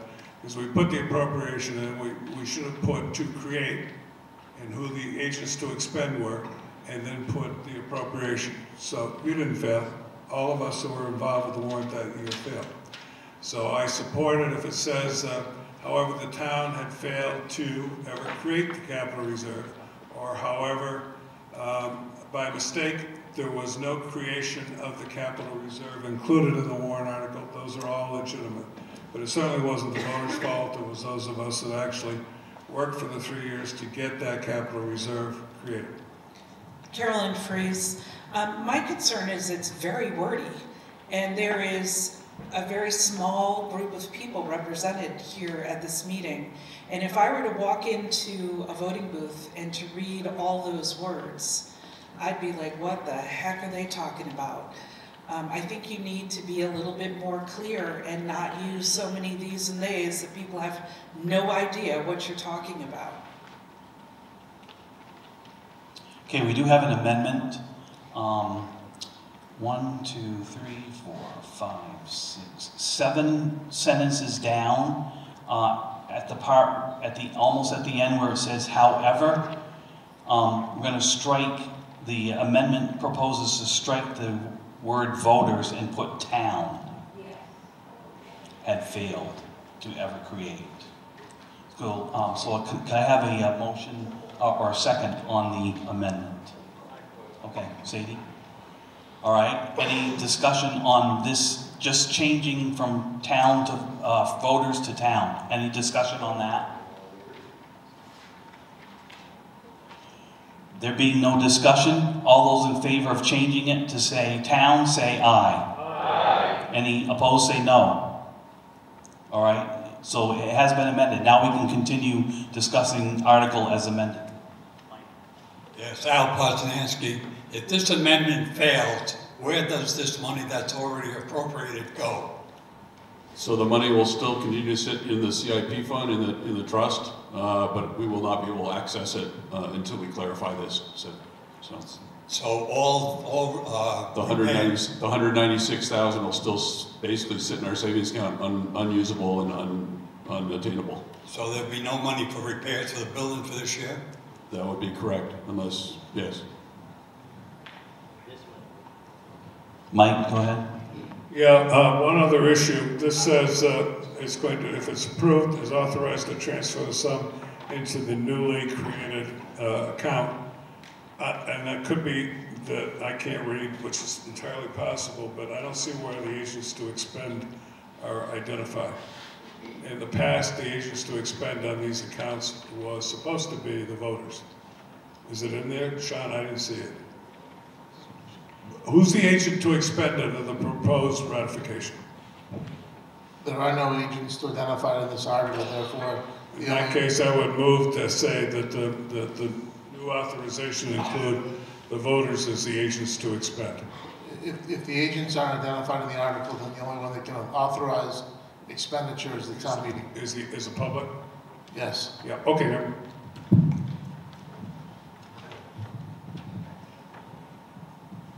We all set on this? Okay, go ahead.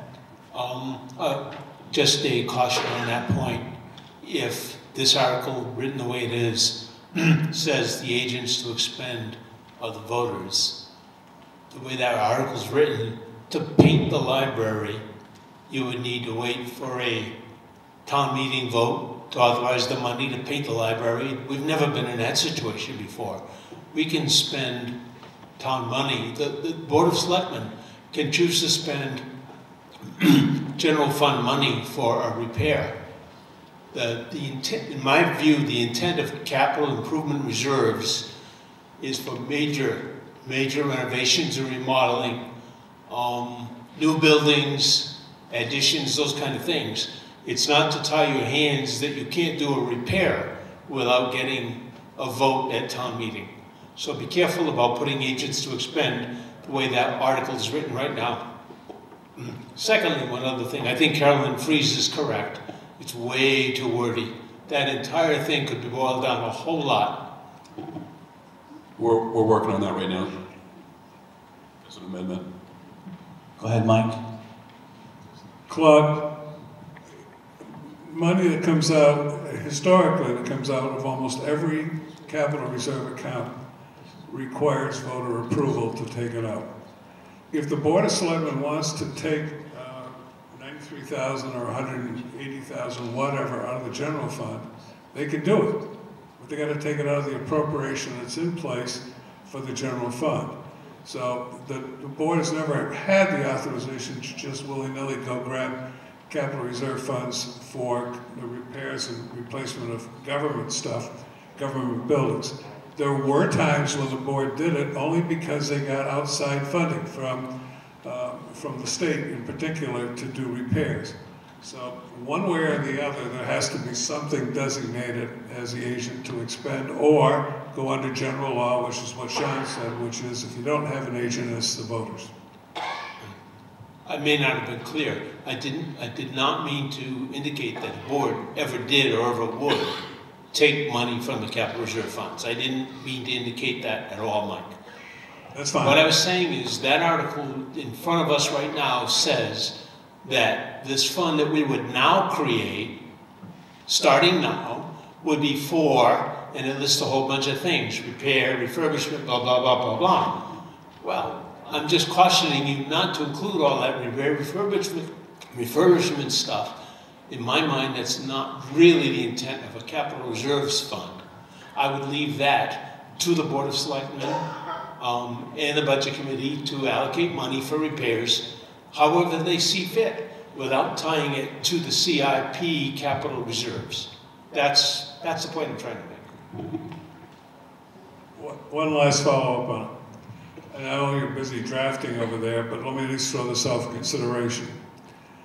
If you stopped after the sentence that says, furthermore, to see if the town will vote to ratify the prior raising and appropriating the past Canaan town meetings associated with funding this purported capital reserve fund, stop there, and then go down below and says, where it says, if the voters approve this article, the town shall be authorized to transfer a sum of $196,000 as well as any interest to the fund. That's a lot shorter. It doesn't get into blame or anything else. It just says ratify the prior action. You don't have to say anything else other than ratify the prior action. Or well, it probably ought to say vote to ratify the prior raising and appropriating and creation of a capital buildings capital reserve fund, and then get rid of the rest in between. Apparently starting, I don't know that you need that sentence. I don't know about the however the town, the voters, or me, doesn't make any difference who caused the problem. And then if the voters approve this article, the money goes in. So I agree, it needs to be shorter. So I understand this is a long warrant article. Unfortunately, it sort of has to be by design because of the fact of what we're trying to accomplish here. The problem was identified that for a number of years, the town of Canaan has appropriated money into a fund that does not exist. So in order to correct that mistake, again, that started back in 2016, we have to first create the capital reserve fund, establish what purpose that capital reserve fund is intended to address, and that's the reason for the lengthy explanation of what that money can be used for and those purposes. We then have to establish that this town meeting is hereby ratifying those previous appropriations for that fictitious fund into the new fund that is now properly established. And then we also have to get authorization to transfer the funds for where they currently reside and place them into the actual capital reserve fund. So we're trying to accomplish three things into one, and that's the reason why we have to be extensively wordy with the capital, with the warrant article. We also need to put the voters on notice as to why we're seeking to do all of this. And it's really intended to identify the fact that a mistake had been made starting in 2016 and had been perpetuated for a number of years. And therefore, that's why we need to try to establish this fund it, and get the transfer authorized. So I understand it's a wordy article, however, it really is necessary to be this long. Go ahead. Helen Skeist. Based on the legal counsel, I think that I agree the article needs to be wordy so that it actually happens and we don't have to come back next year and say, oh, somehow we goofed. The other thing is that my guess is that many people, when they get ready to vote, skim through an article. They look at Board of Selectmen, yes, 3, no, 0. Budget Committee, yes, 7, no, 1. That's one of the highest votes we've gotten on any of the things from the Budget Committee, 7 to 1. And then it also says there's no additional property tax impact. So I wouldn't worry too much about it being really wordy, and I think it's very important to follow what our legal counsel says to make sure it's sufficiently detailed to be legal. Thank you. Go ahead. Yeah, and I concur with the previous statements. I do know, in talking with Cindy Neely, that she's concerned that there's not adequate definition of what government buildings are. So if we own an outhouse, or better yet, a spring house that nobody's gone into for the last 75 years, is that a government building? So it may need to be addressed by the CIP committee in the future and clarified. But for purposes of today, I support getting this problem fixed and using whatever language is necessary to get it fixed and get the money into an account for government buildings. Further discussion?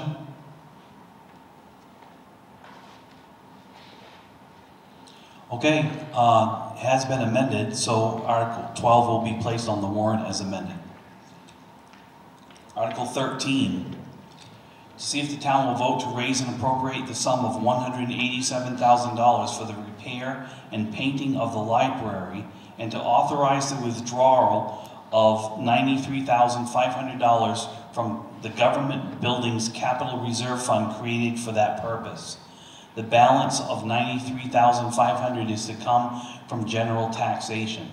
This article is entirely contingent upon the voters authorizing the creation, establishment of the government building capital reserve fund as provided in Article 12. In the event that the voters reject the authorization requested in Article 12 to establish this capital reserve fund, this article shall be determined to be defeated regardless of the result of such vote on this proposal. Majority votes required. May I have a motion to discuss Article 13? Steve Reed, and a second? Okay, Mike? Okay, yeah, sure. Yeah, that's fine. Any discussion on Article 13? Go ahead. Thomas Opel, and I want to make sure I don't get on the bad side of the library trustees because I support the concept of this. I'm I'm a little unclear, I think, as to why we need to tie 13 to 12. If I understand correctly, the $196,276.68 currently exists someplace in Canaan accounts. It's just not in the right place, or at the place where past town meetings have voted to establish this capital reserve fund. But the money is there. So I'm not sure I understand quite why we need to say if Article 12 doesn't pass, no matter what the voters think of Article 13, that Article 13 will be defeated as well, even if there's an overwhelming support for repairing the library this year. There may be a legal reason why they need to be tied, but it seems to me the money that we're talking about for Article 13, half of it will come from the operating budget, right? General taxation. The other half would come from the government buildings capital reserve fund, assuming it is created. But the $93,500 is still available for expenditure, is it not? Currently it is not.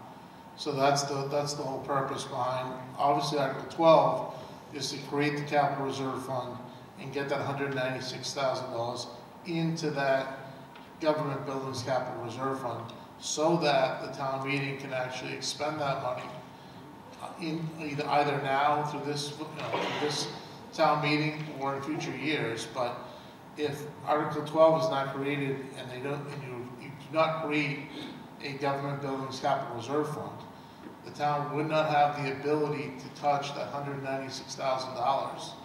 We'd probably have to go back to court to get, to seek some relief from the Superior Court in order to expend any of that money. So could not the town body in this town meeting on March 12th, could we not change the language of Article 13 such that we could, wherever that $93,500 is currently, that Article 13 would authorize the withdrawal of that money, the usage of that money? And maybe I'm wrong, it just seems, I'm not sure if there's a good reason to tie those two articles together, fine, but I'm a little worried about the wordiness of 12 as well.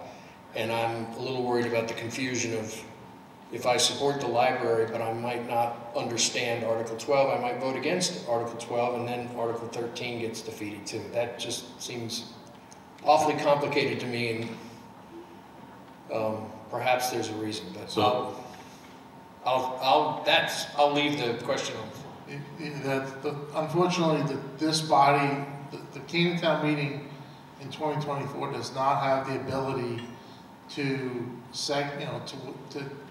to authorize the withdrawal of any money from that $196,000, which was previously allocated for a fund that did not exist. So we do not, this town meeting does not have the ability to vote to authorize the withdrawal of that $93,000 in Article 13 from the $196,000 unless Article 12 is approved. If Article 12 is approved by the town meeting, then of course that $196,000 will then get placed into the capital reserve fund, from which, and if Article 13 is approved, we would then have available funding, via the government buildings capital reserve fund. And I realize that this is sort of taking a flow chart to figure out, but unfortunately that's the situation that we're in. If we want to utilize any of that money that was previously set aside for the government buildings capital reserve fund, this is the only way to do it, unfortunately. Go ahead, Karen.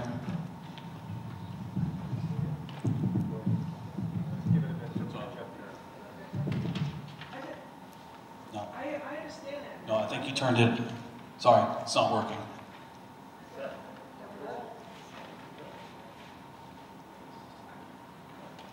Now? Yeah. I get it. My problem is if I'm a voter and I go, I don't think I like 12, and I circle thing no, and then I go down and I read 13, I say, oops, I should have said yes on 12. You can't take your ballot back and scratch out and You know what I'm saying? So is there some way to put 13 before 12? You know what I'm asking? So unfortunately, that's putting the cart before the horse. You've got to establish the fund before you can actually vote to take money out of it. There is a specific order to it, Karen. I know it's confusing, and you know,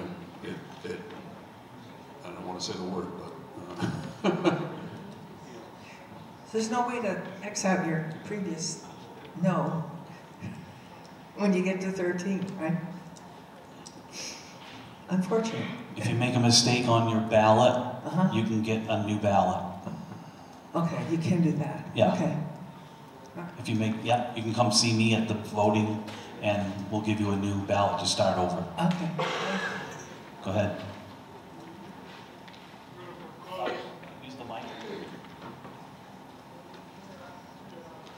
Mark Wilson, is this the same issue we had with the Canaan Community Center money that was sold to Cozy Corner and other land? And there's still not a community center capital reserve fund or whatever it is? There is a community center capital reserve fund, Mark. Okay, and has all the money been put in there? No, but we have a plan to get it there. Okay. I'm going to suggest this as an amendment. Instead of saying withdraw 93,500, I know I got to write it, but instead of saying withdraw 93,500 from the government buildings capital reserve fund, to say to come from the unassigned fund balance. And I had a discussion earlier with the board, and I'll say it again, that there would still be 400,000 left in the unassigned fund balance if you changed it from the capital reserves for buildings to the unassigned fund balance. So you do not want to try to take money out of the capital reserve fund? You've heard the discussion. I'm just asking if that would resolve the issue and get rid of any. The fear is that if people vote down 12, that also kills 13. The library needs work. There's no question about it. So the one way to get around it is to still keep 400,000 left in the capital reserves, is take it out of the unassigned fund balance. The way is to take it out of the unassigned fund balance. I personally am not comfortable with that. I think we're dangerously low on our unassigned fund balances already. That's fine. Just raising it as a possibility. I don't want to make a motion if the board's opposed to it.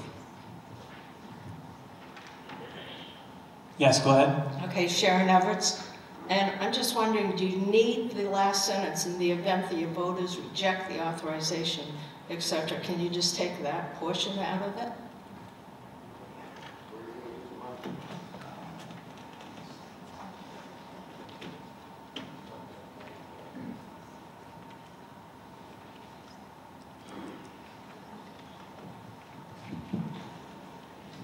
So, to your point, I think we could do that, and we could actually have 97,000 or whatever, the 93.5 that would be raised by taxation this year. We could start the work. We would not be able to complete it in the 24th year.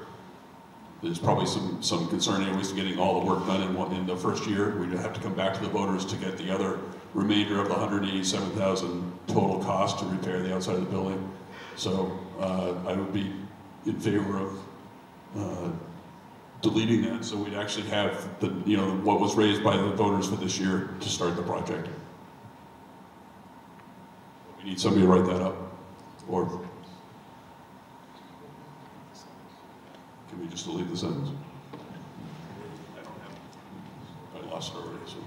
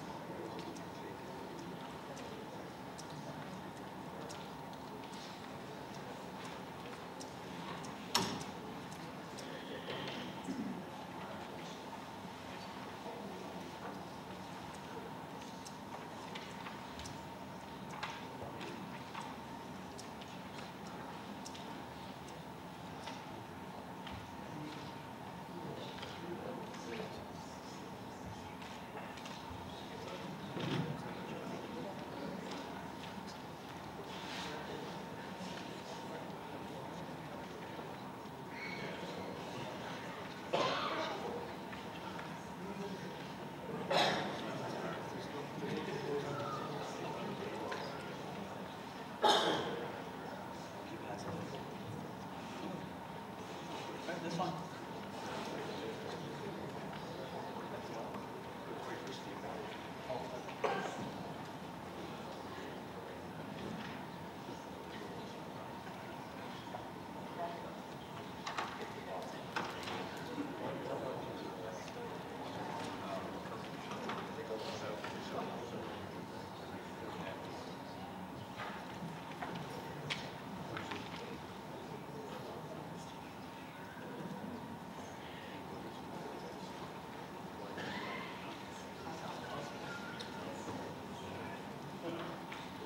Okay, continuing Article 13, the selectmen are not offering an amendment. Any further discussion? I just have one tiny thing, which is just to maybe the second time it says government building capital reserve fund, maybe say buildings, so that it's the same as what the reserve fund is, to add an S at the end of buildings. And I'm Helen Skeist.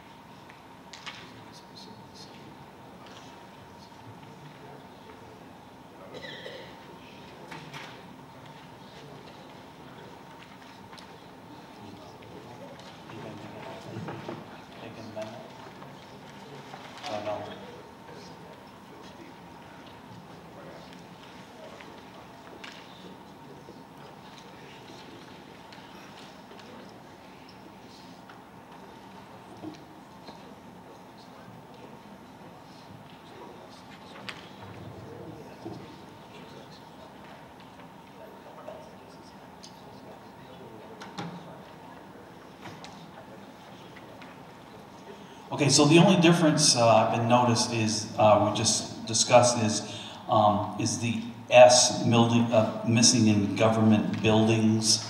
The S is missing there.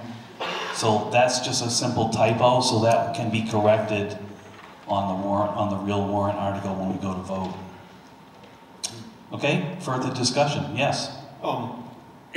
As described before, I am also concerned about the impact if Article 12 fails. The voters are going down the ballot. They look at 12, they vote no.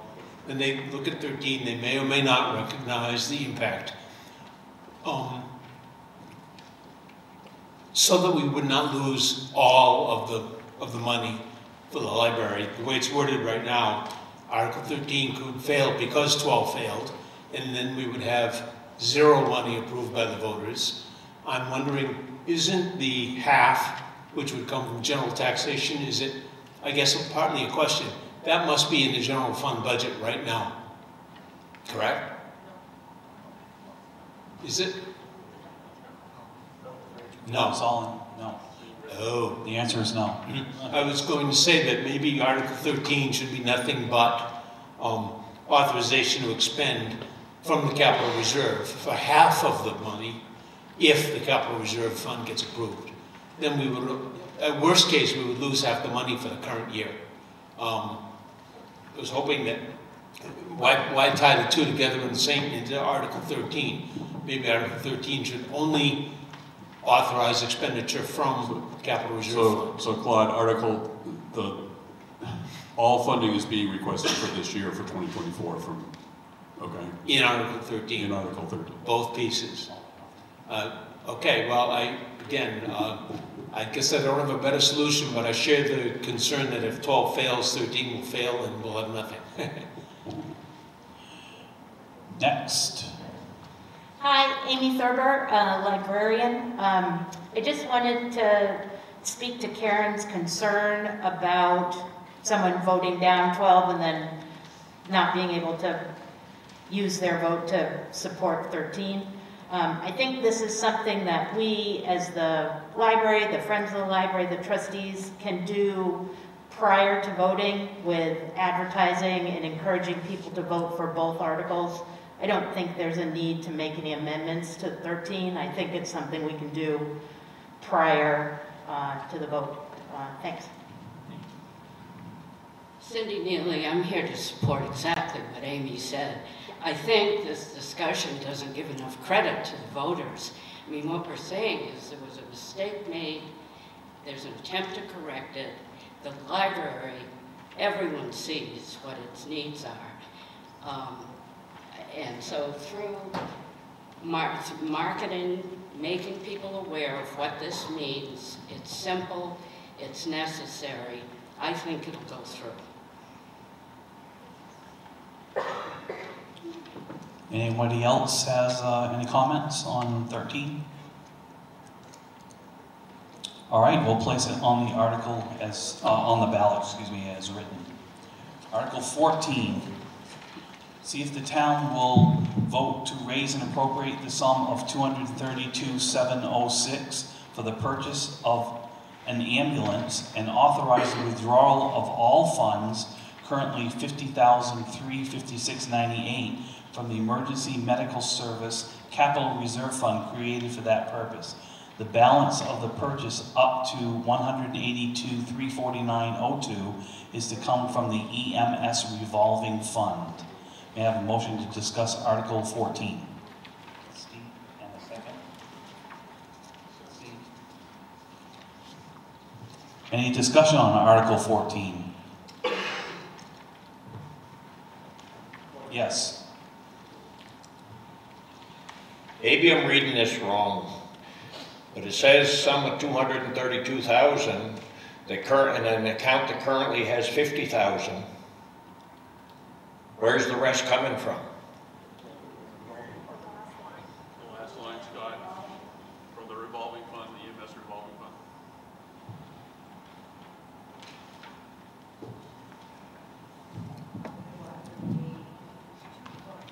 It says from 50,000 from the Emergency Medical Service Capital Reserve and then EMS revolving fund. So those are two different funds. Okay. Yeah. That's.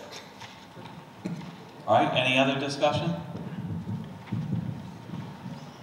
Although, okay, we'll replace that, we'll put that on the ballot as written. Article 15.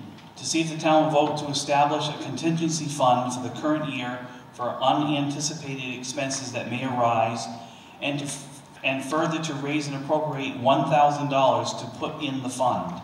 Any appropriation left in the fund at the end of the year will lapse to the general fund. I have a motion to discuss Article 15. Stevie, and a second.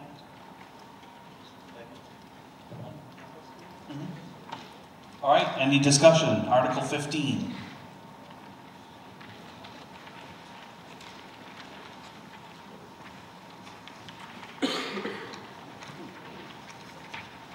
Helen Skeist. I'd appreciate it if somebody would explain this to me. It doesn't make sense to me.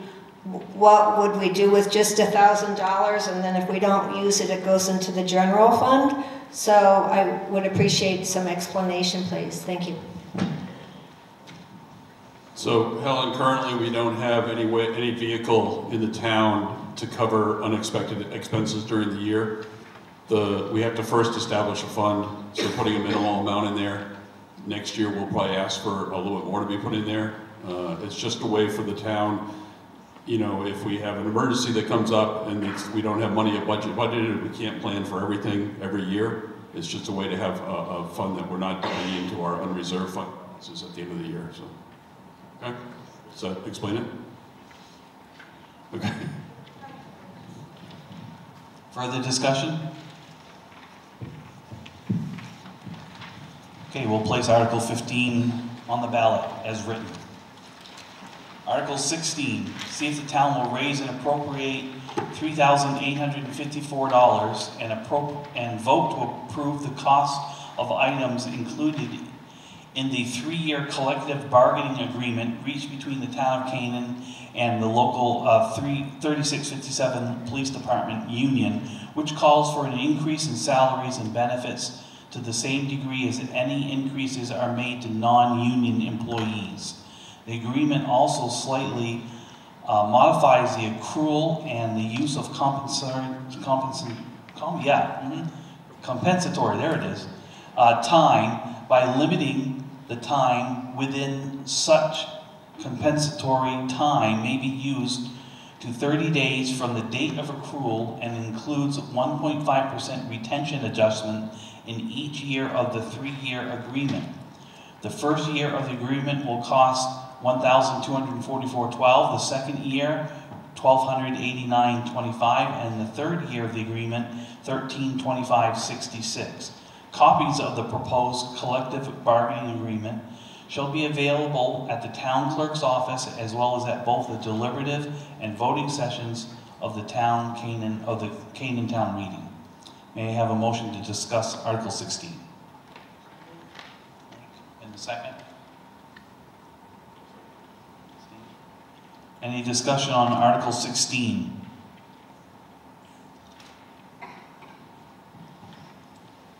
There being no further discussion, we'll place Article 16 on the ballot as written. Article 17, to see if the town will vote to discontinue the following unused capital reserve funds, with said funds to be placed in the town's general fund.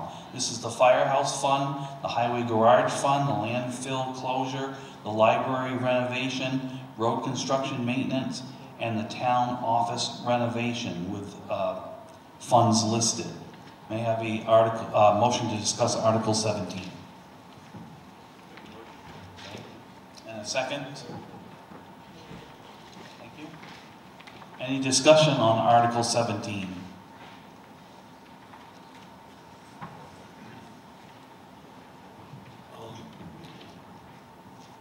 The second item listed highway garage fund, 16,000.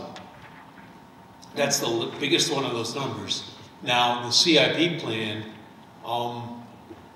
has a plan to spend a significant amount of money on the highway garage addition.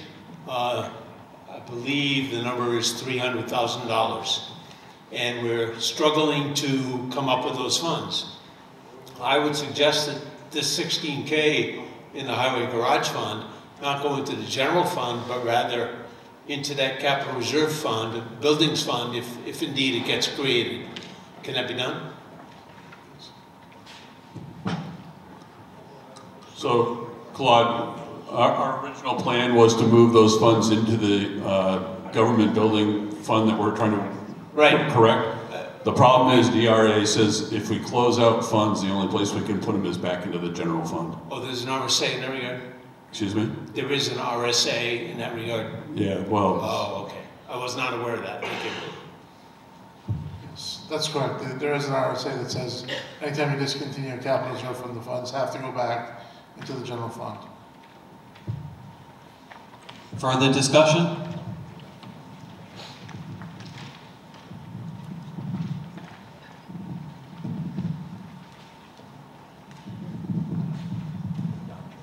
Mark Wilson. So if the other fund does not get passed, then where is the general buildings funds going to go?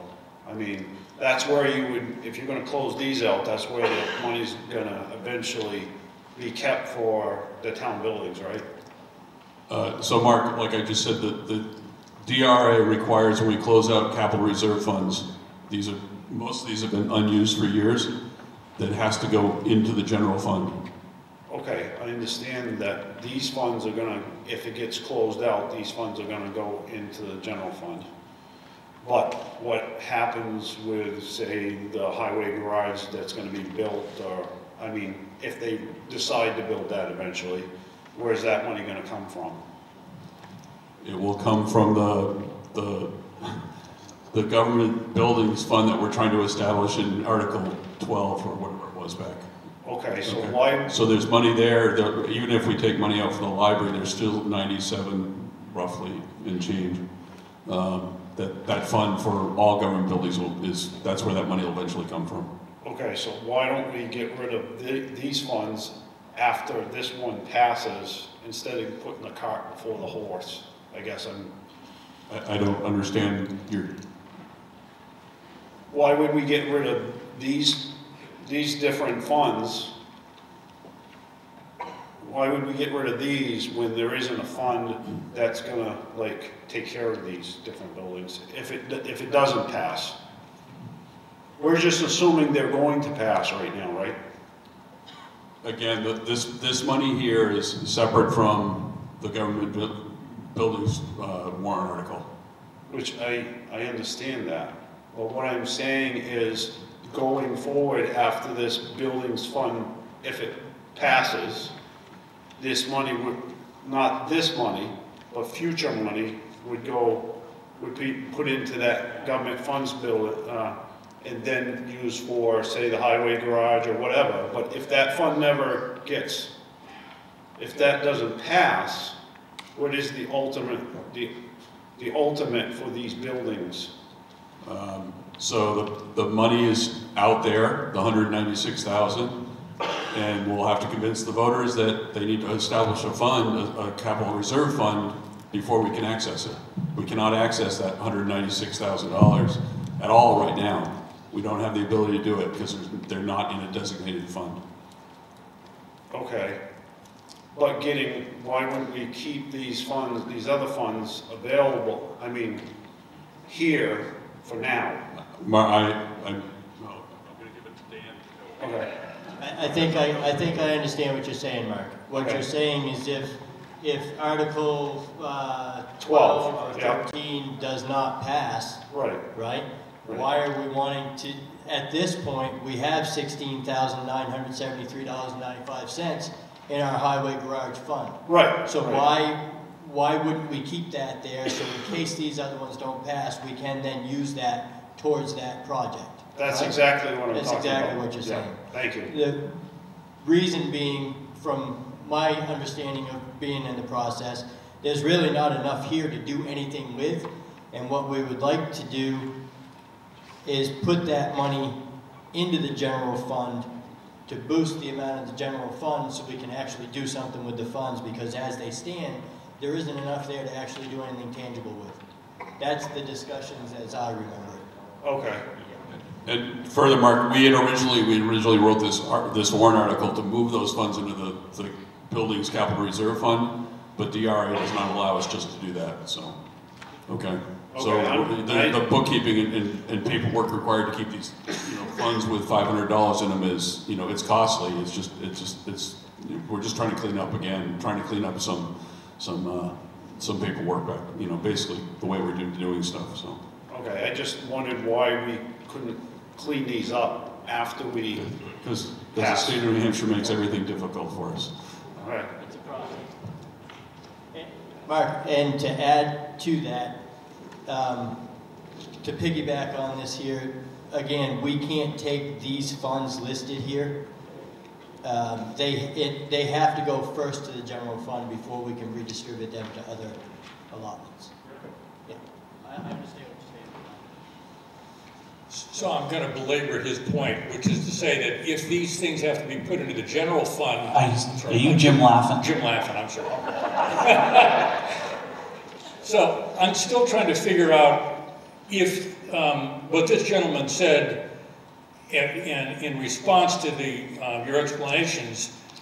On one part, we have a garage improvement fund that needs to be funded further. Did I hear that right from somebody?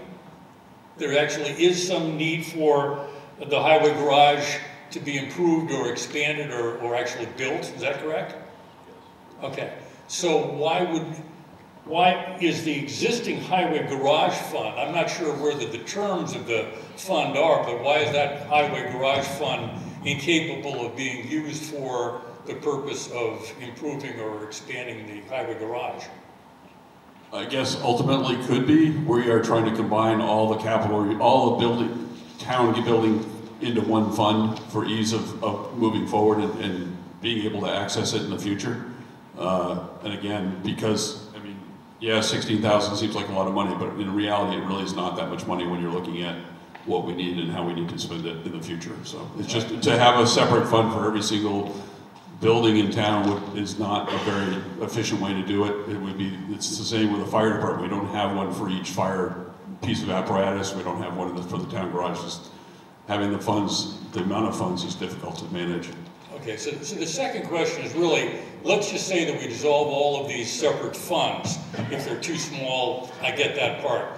What gives the select board or how does the select board use the money which has been dissolved in Article 17 to be put into this capital buildings account? Can they just do that without a further town vote? So it has to go to the general fund per DRA. At next town meeting, a year from now, we can add it that way and have the town voters vote on it that way. Okay, so really what we're saying is whatever we do with dissolving these separate funds, it's going to be another year before they would be available to be used for any of the projects for the as yet to be established general buildings fund. Yes, or they could be used for town buildings this year if need be. So. Or they could be used for gas, salaries, anything else. In the general fund, in other words, it's fair game that they would be used for any other purpose that might come Correct. To the select board.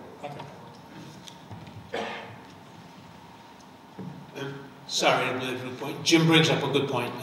The only one of these funds with any significant money, the biggest amount is the highway garage, $16,000. Jim, that's a good thought. The highway garage is estimated to cost $300,000. So this small fund wouldn't even get the ground scraped. But I think, Steve, you're on the right track.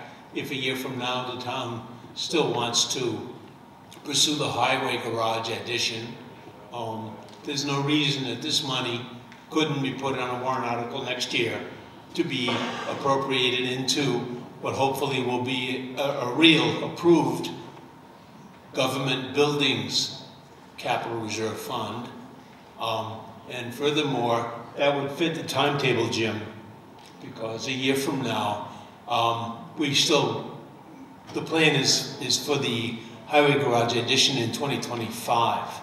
So a year from now would be timely. And this 16K in particular could be used that way if the town so chooses, at this time next year.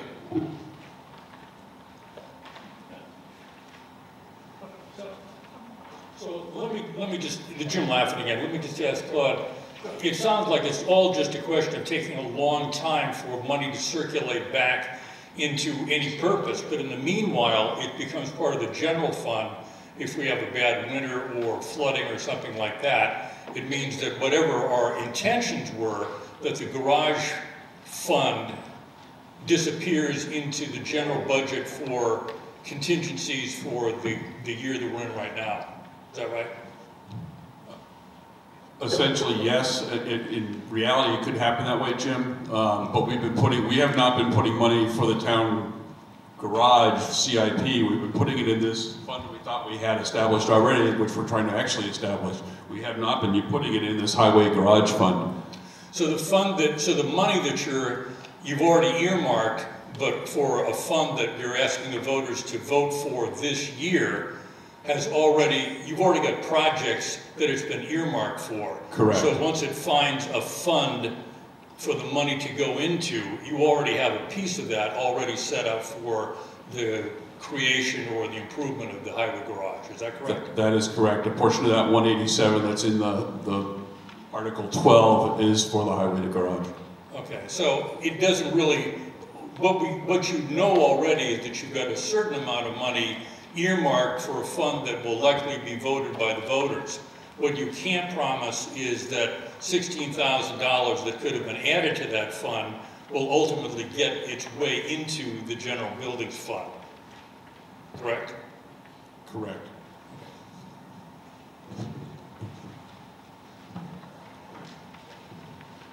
Further discussion? Okay, we'll place Article 17 on the ballot as written. 18. See if the town will vote to discontinue the entirety of Class 6 road known as Rainier Road, pursuant to RSA 231-43, which begins at New Hampshire Route 118 and runs easterly to its terminus. If this discontinuance is approved by the voters, Rainier Road, in its current location, shall no longer be considered and or treated as a town, road, or highway from which all legal rights to its use and occupation shall revert back to the owners of record for this property. This discontinuance will take effect upon passage. May I have a motion to discuss Article 18? Steve, and a second.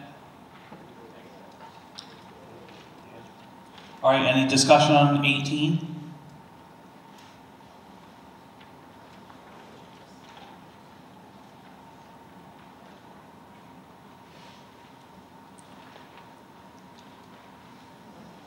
Chuck Townsend, the article makes good sense. I will support it. But I would like to point out that there were two sets of material provided to us. One was the warrant article and one was an explanatory notes article. The explanatory notes article on Article 18 refers only to the Bridge Capital Reserve Fund, and there is no warrant article for money going into the Bridge Capital Reserve Fund. Should there have been a Bridge Capital Reserve Fund warrant, or what is the story there? Chuck, so originally we did have a warrant article to add money to the Bridge Capital Reserve Fund. We pulled it in deference with a discussion with, I believe, the Budget Committee and... 21. Okay, I'm sorry. Okay. We're just mixed up. Okay, so it just needs to be rewritten. The notes are wrong. No?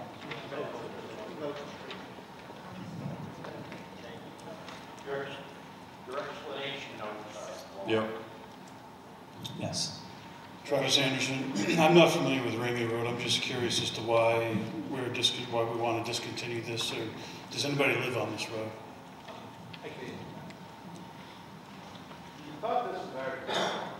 I can answer that question. The matter came before the planning board. John Bergeron is not here today, so I'll speak for him. There's been a subdivision proposed and approved in that area, and a brand new private road with a different entrance from, what's the road that comes off? From 118. A different entrance from 118 serves every lot in that development, and it's a completely private road. There is no longer any need for a Class 6 road that the town would have, and it's only a short portion anyway. The new private road is quite a bit longer. It goes further into the development. It serves all those lots. Discontinuing this removes the town's involvement from that short section, and it allows the owners of the lots that cover that area to use that land.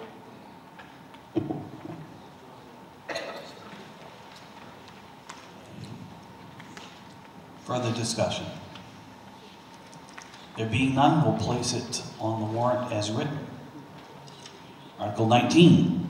See if the town will vote to raise and appropriate the sum of $20,000 for the purchase of purchasing a used skid steer for the use at the transfer station.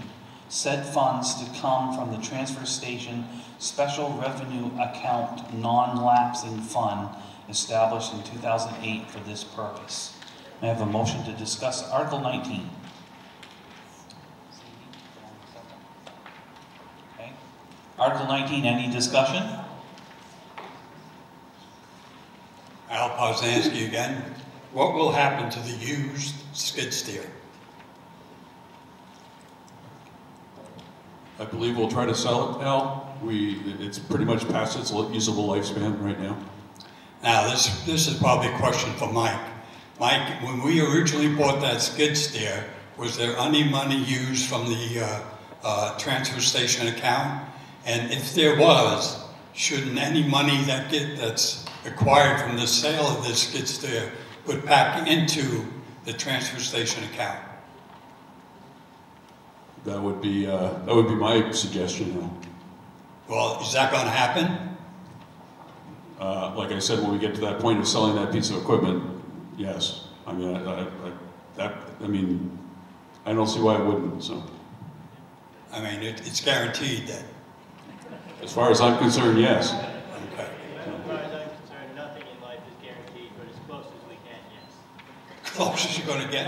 Well, I mean, what is the law? I mean, what is the rules of a piece of equipment being bought from a special account like the transfer station, and the money that's received from the sale of that equipment not put back into that account.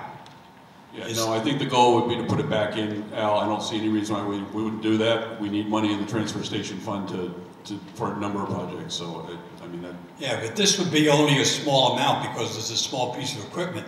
But what happens if it was a larger piece of equipment with a lot more money involved? Is there a definite rule that says that money should go back into that account? There is no statute that requires that money to be returned to that particular account. Whether or not the selectmen decide to sell that piece of equipment and fund that account is a separate issue, but there is no statute that requires that to happen, or there's no statute that requires it to happen.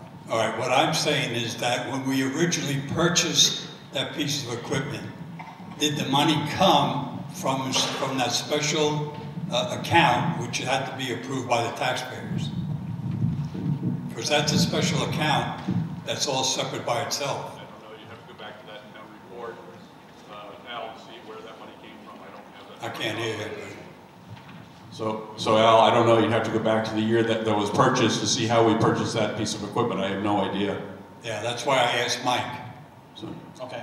So the answer, as far as I know, Al, is no, there's no requirement. It could have had a requirement, and a requirement could be added as part of a warrant article, but the actual creation of the revolving, non-lapsing revolving account does not require that the sale of assets acquired go back into that account. Okay, thank you. I think Al was asking is where we took funds to purchase the current skid steer we have. Most of the equipment, we took money out of that account to buy both the skid steer and live floor trucks and that type of thing. All came out of that account. Right, so that's what I'm arguing, is that since that's a special account put up by the, approved by the voters, which is a special account, the law, any money expended from that account.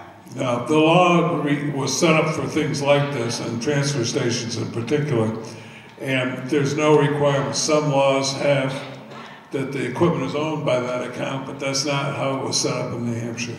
It was just funds available. All right, good, thank you. I will add, Al, that I believe it's the general consensus of the board that it would make good budgeting practices to take any proceeds from any sales and put them back into that account to continue to try to build that account for future purchases. I see your point and I agree. However, if the compactor decides to grenade before then, those funds might need to be used for a compactor. So I can't guarantee anything. Go ahead. So if that skid steer is past its use, what do we think we're going to get for it? Since we're having a discussion about that. I would offer that you guys could give me $1,000 to haul it away from you.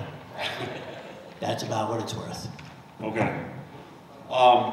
So do we have an idea of the skid steer that we're going to buy? Because we have a dollar amount of $20,000 and we have, it's saying it's used.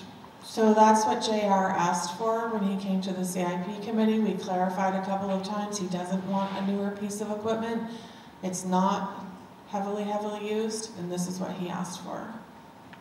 Okay, so, but have we done any research on what a used one is going to cost if we're asking for $20,000?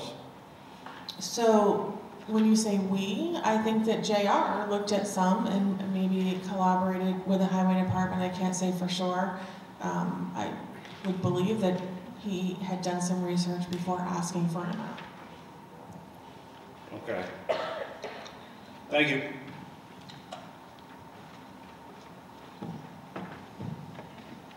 My question would be, why are we worried about a skid steer when we have trailers and trucks and stuff at the transfer station that everybody says can't run or junk and all this stuff? How come there's nothing on the warrants for trucks or trailers or any of that? Because to me, a skid steer, I would rather see if we don't have the proper trailers or if the compact is going to break or I would rather spend $20,000 on something like that than a skid steer that doesn't benefit everybody from the town. It just makes it easier for the guy that's running the transfer station. We have 2 tractors that you could put forks on. I just don't understand. So my understanding from JR is that he needs a skid steer to load certain electronics that are heavy and scrap metal into containers that you can't drive a bigger piece of equipment into. I'm pretty sure we have a set of forks for each tractor that we run that will do the same thing the skid steer will do. I'm not disputing that, I'm just saying JR said this is what I need to fit into those containers. Okay. How about how come we didn't put anything on it for like the trash trucks or their trailers or any of that? I was just curious why we... So I think, you know, obviously we're cognizant of the burden of what we're putting out there to begin with, and that we haven't fully solidified a direction for the transfer station. And I think it would be irresponsible to start purchasing equipment without knowing that. So we've started, we've gotten an opinion from... Okay, that's... National Recycling and Recovery, so yeah. Yeah, but I think, you know, that's a significant investment and we need to make sure that we know what we're getting into and moving in the right direction. Okay, I just wanted to ask the question. Thank you. I'd just like to add to that the board members as a whole have been as diligent as absolutely possible to actually make site visits. We've reviewed all of our pieces of equipment. But I think it's I think it would be unreasonable to suggest that 3 people who step into these positions, whether it's us 3 or anyone in the future, just step into these positions being experts on all of these scenarios. And we rely on our department heads to inform us on it. We then do the best research we can. But ultimately, our department heads are the people that deal with these pieces of equipment and these departments on a daily basis. They come to us with requests. We ask them to go give us more information. It's a multiple month process. At the end of the day, they've given us enough information to just, JR has come to us. I've been on the board, this is my 3rd deliberative session in 3 continuous years. He's asked for a skid steer. So I base my decisions off the recommendations of our department heads along with research that I do. Okay, Mark Wilson again. So we're getting rid of the skid steer, but according to Sadie, we don't use it that much, or lightly used, right? I'm wondering if we can take, if we're going to get a new backhoe, if we can use the existing backhoe over at the transfer station to use that over there. Yeah, so my understanding, Mark, is that it's loading things like electronics, big electronics, like say a huge TV, into special containers. So there's smaller containers that we need a smaller piece of equipment for. Okay. And I think scrap metal too. I mean, believe me, if we thought that we could do it with a backhoe, we would. But this is what JR says that he needs. And so for that reason, he's looking to buy a used one to try to spend as little as possible. Okay, so that backhoe that we have has an extender hoe on it, which has a small bucket on the back of it that we can extend into a unit that... So I think, yeah, if you want to vote no for it, then that's fine, but this is, unless somebody wants to amend it, this is what he's asked for and we're proposing. Okay, thank you.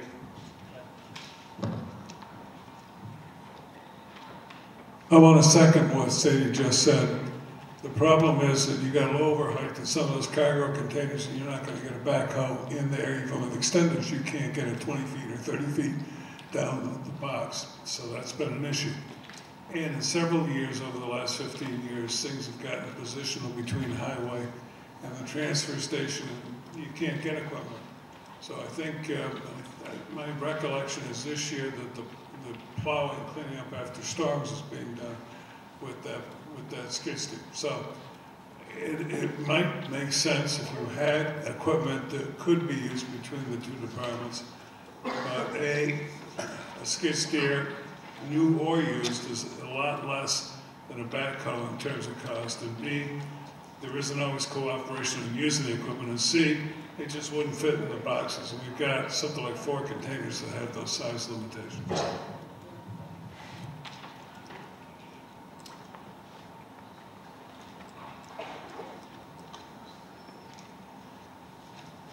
Just to you, Mike, I wasn't looking at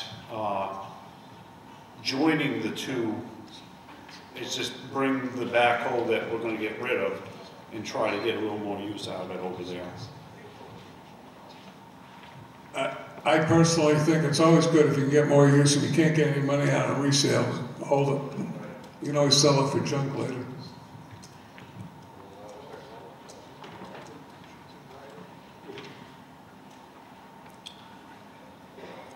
All right, there being no further discussion, we'll place Article 19 on the warrant as written. Article 20, to see if the town will vote to raise and appropriate the sum of $15,000 to the Revaluation Capital Reserve Fund established in '87 for this purpose. It is estimated that the passage of this article will increase the tax rate 3 cents per thousand, or $7.33 on a median home worth $223 and $50. I have a motion to discuss Article 20. Steve, and a second.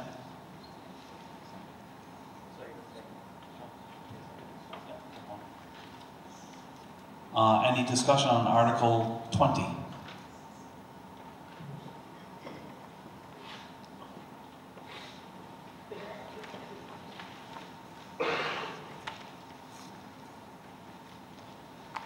Janet Gressick, revaluation of what?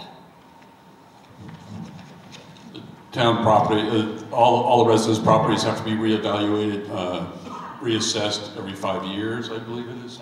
Yeah. So we put money aside each year in anticipation of that reevaluation.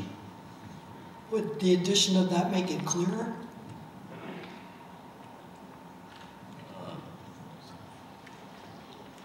It could. I mean, the reevaluation capital fund, reserve fund is something that's been there for years. So. Okay. Well, thank you. Anybody else?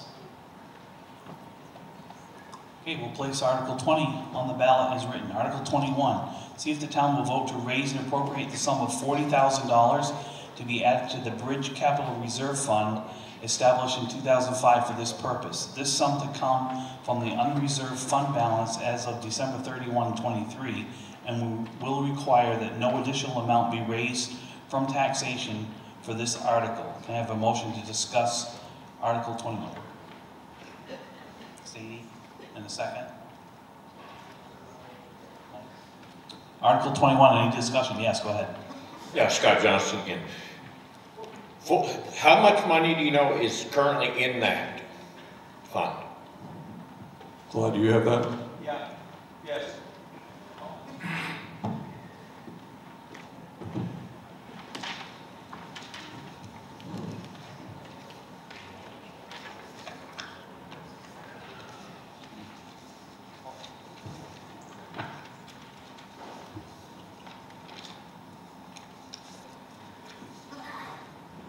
At the end of the year, there was $156,745 in that fund. I would like to add that the bridges is a great deal for the town of Canaan. We've got 3 bridges in the plan to be replaced in the next couple of years.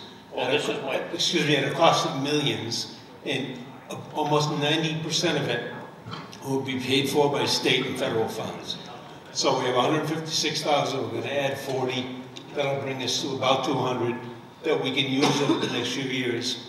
But again, millions will come our way from state and federal, as long as we have this money available to match. My question is, we've got, as we know, we've got 3 bridges right now that we know need to be replaced. Is this enough money going in? Yes, it is. We have it all in the plan. As time goes forward, our match will be there, and that's the state and federal, and we'll cover all 3 bridges. I can show you the detailed plan.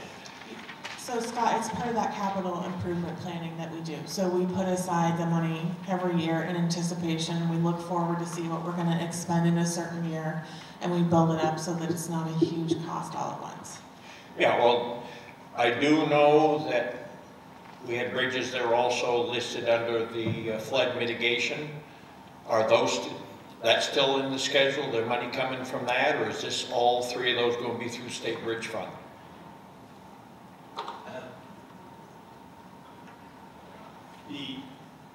The bridges that were for flood mitigation were rail trail bridges, and we were hoping to get money to replace those from the federal government.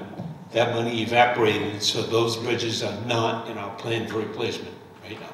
What's in our plan for replacement is the transfer station bridge, the Potato Road Bridge, and the Grist Mill Hill Road Bridge. Yeah, because I was under the understanding from previous meetings that Transfer Station Bridge and Potato Road Bridge were listed in the town's flood mitigation plan. They are, but as Clyde just mentioned, they are not the only ones that are part of the flood mitigation. Correct. Are they still, is there going to be any money from there flood is state and federal money for the 3 bridges, Grist Mill Hill Bridge, Potato Road, and Transfer Bridge, yes. Those 3 bridges are on the schedule for replacement, Scott. Is Transfer and Potato Road, are they come after Grist Mill, or are they on the, what is the schedule on that? I can't remember because of Grist Mill may have bumped one of them because of I honestly, I don't remember, so I'd have to maybe defer to Dan or say. There's no firm timeline for any of the 3 bridges. They're all being worked on concurrently. So it's conceivable that both, say, Grist Mill and Potato Road might get designed and put out to bid within the same year or so forth. So, you know, we've just received some approval to add elevating Potato Road. That expands the scope and the cost of the project. It also pushes it out a bit. As you know, not only is the Potato Road Bridge old, but also most of the roads underwater, quite apart from the bridge. So we just got approval to add raising the road bed in some way. Yeah, well, if they raise the road bed, they're also going to have to raise the elevation of the bridge. Otherwise, that's your pressure release. Yes, of course. Yes, of course. So the point is, all of those design efforts and meetings with DOT are occurring simultaneously, and so the bridges will all get done within, you know, some 2 or 3 years, a year or 2 down the way. The exact timing, the exact price, you can't figure out the price and put it out to bid until you finish the design. All of those things are happening concurrently. Well, I just didn't want to see the bridges pushed back too far out, because as we know, Grist Mill's been red listed for 13 years. Right, there's no pushing back. We're concurrently working on the design, the approvals, and the cooperation with the state and federal officials for the funding. But we have to actually design the bridges first, yes, before you can actually identify exactly how much the town's going to have to pony up for their portion and what the ultimate cost is going to be. Oh, that's my question, make sure we have enough so we don't have to push it back because we don't have funding. We well understand that. Scott, there's another change that you're probably not familiar with, and that is that both Grist Mill and South Road were under ARPA funding, so the 20% didn't apply. So they have to pick up engineering, but it's less than the 20% requirement. So use of the ARPA money significantly increases the amount of money available for those 2 bridges. That doesn't apply, as far as I know, it didn't apply to the transfer station, but it did apply to the other 2.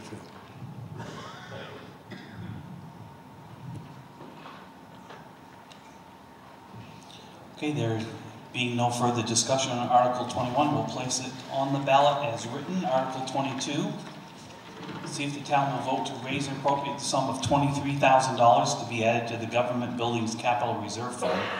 This sum to come from the unreserved fund balance as of December 31, 23, and will require that no additional amount be raised from taxation for this article. I'd like a motion on Article 22 to discuss. Okay. And a second? Very good. Any discussion? Yeah. Alan Rickard. What happens if number 12 does not pass? This fund does not exist. Well, since 2016, we've been putting money out there into that fund, so it'll go to the same place the 196,000 that's currently there is sitting. That's a little misleading, I believe. Well, again, the idea here is to educate the people through the library and everything else that the fund needs to be established to correct things.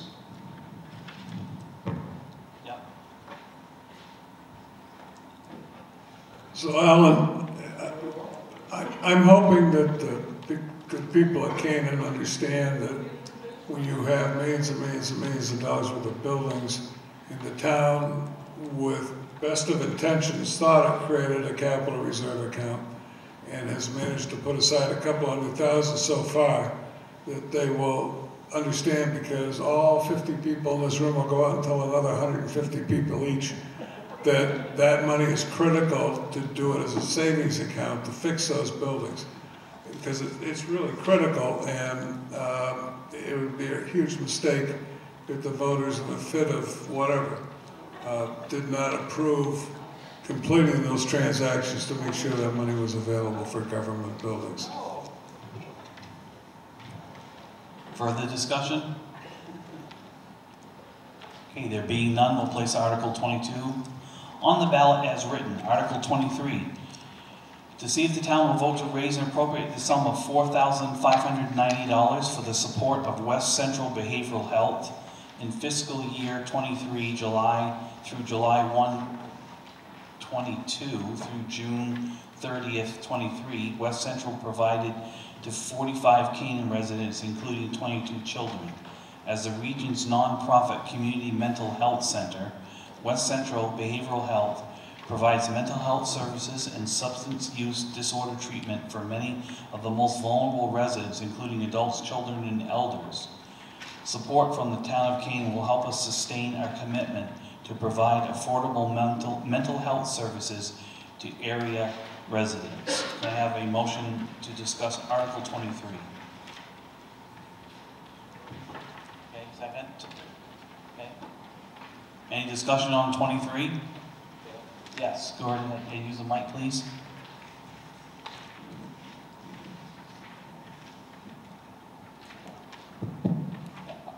I believe at our January 10th Budget Committee meeting, we pointed out that Articles 23 through 29 don't have listed here in the warrant article the tax impact, similar to all the previous warrant articles, and we had recommended that that be added. I don't know if somebody can back me up on that, but that's my recollection. It seems like that they've always been there. Is that a question or for somebody? Or is it just a comment?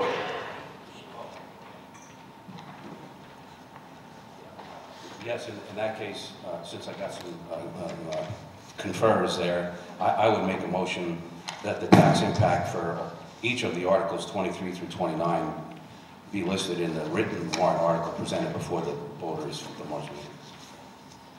So Mike, I don't think we can do that because we'd actually have to write it, do it today to actually have that added. And I don't think we have the ability to do those calculations right now, so.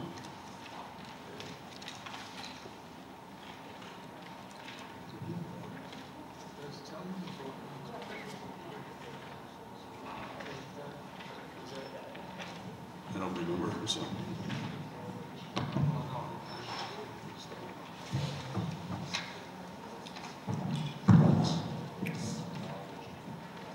Wilson. I guarantee it's been on there before in the past. And I am in favor for it.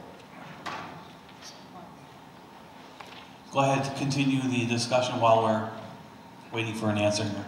Hi, Pete Thurber. I recall that we've had this discussion a couple of times. Since these come in as petition, we can't change the language of what is in the petition. And I believe what has also come up is this question of whether the taxation can be added, and it was determined that we could not. So I'm just trying to remind everybody that we've already had the conversation, and the language just always has to stay where it is. Thanks.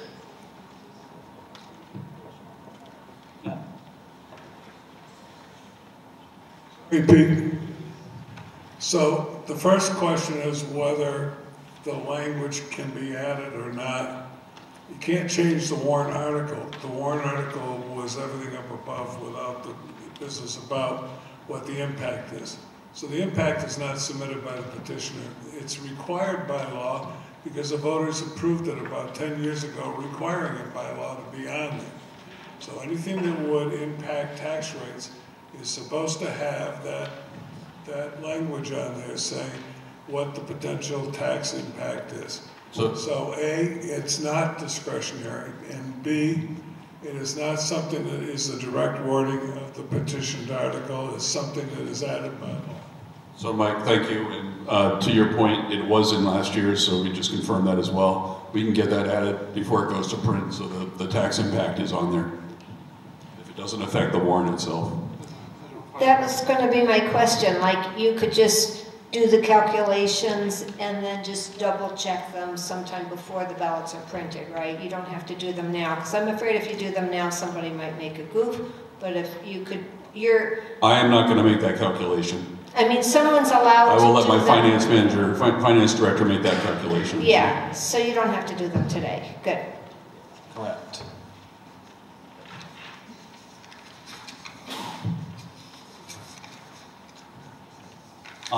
If there's no further discussion on 23, we'll place it on the ballot as written. 24, to see if the town will vote to raise and appropriate the sum of $13,500 to Grafton County Senior Citizens Council, Inc.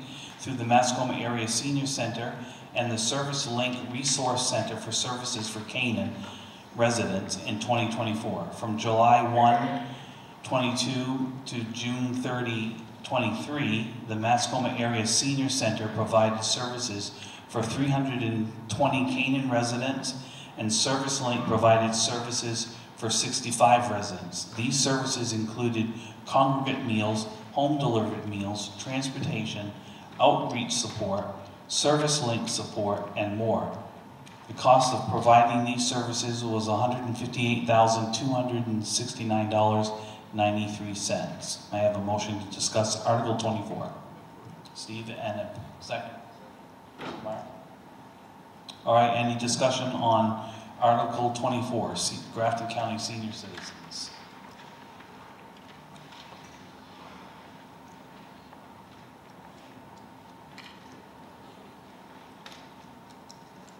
Just that I'm in favor of 4. Mark Wilson.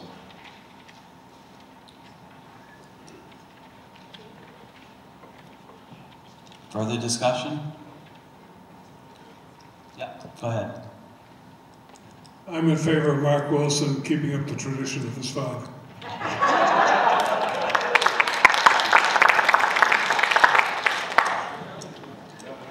There being no further discussion, we'll place Article 24 on the ballot as written. Article 25, to see if the town will vote to raise and appropriate the sum of $2,910 to support the Public Health Council of the Upper Valley services to Canaan residents in 2024. Excuse me. Services include monitoring pandemic response and recovery, communications around public health initiatives and resources, flu vaccine clinics, and supporting programs for older adults and more. I have a motion to discuss Article 25. Okay, thank you. Anything on 25? Yeah. I'm in favor of this one also.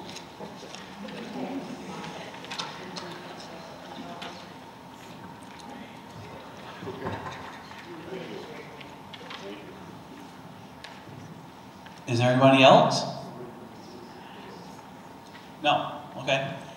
Although we will place 25, sorry. 25 on the ballot as written.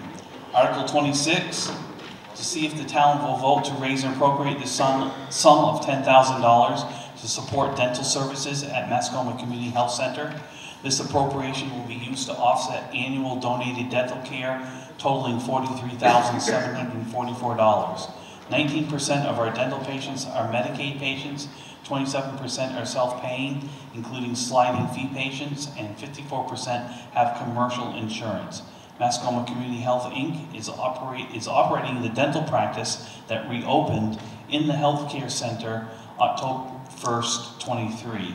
The practice last had 2,021 patients and expects enrollment to be 2,000 by the end, I don't have anything written, of 24, with about 600 patients, or about 32% from Canaan. Can I have a motion to discuss Article 26? Okay, and a second? Thank you. Any discussion on Mascoma Community Health Center? I'm Alice Shorey, and I was a longtime board member of the health center. I have to say I'm very happy to see that the boards have been recommending a lot of these petition articles after so many years of never doing that. But I have to say I was absolutely astounded when I got to this one and saw that there were people who were in favor of the others and were not in favor of this. I just don't understand that, because this is such an important resource for our community. And if you don't understand the need for dental care for poor people, it is so vitally important. Someone who has a terrible mouth has a terrible time finding a job that they can keep because they can't open their mouth and smile, because people have a bad reaction to really bad teeth. So this really is a vitally important service that we need to be helping to support. So I hope that people will vote in favor of this.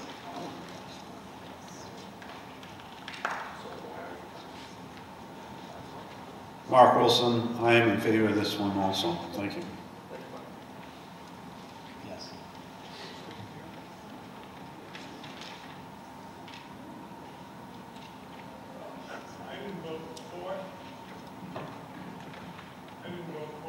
I didn't vote for it or against it. I abstained only because I work at the health center.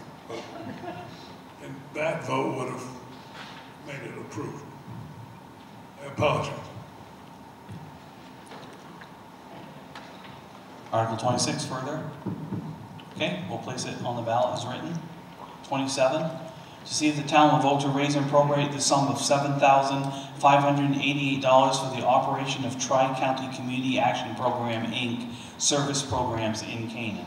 Transportation, energy assistance, weatherization, guardianship, homeless intervention and prevention, disaster relief, and the Tamworth Dental Center. May I have a motion to discuss Article 27? Okay, and a second?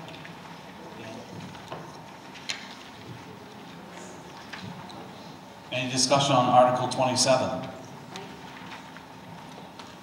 I'm in favor of this one.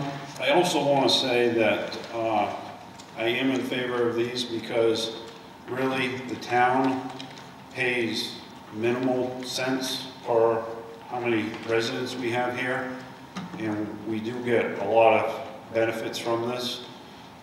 They might not always be things that we can see right now, but behavioral health and different things like that are helping the elderly in the senior center. It comes back and pays. The elderly people that go to the senior center, they've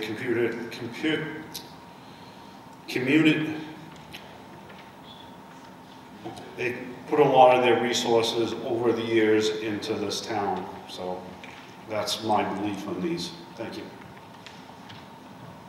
I would like to just add that I have learned some about the Tri-County cap. So basically, I wanted to let everybody know that there were additional information given to the municipality this year from this organization that actually was provided to the select board.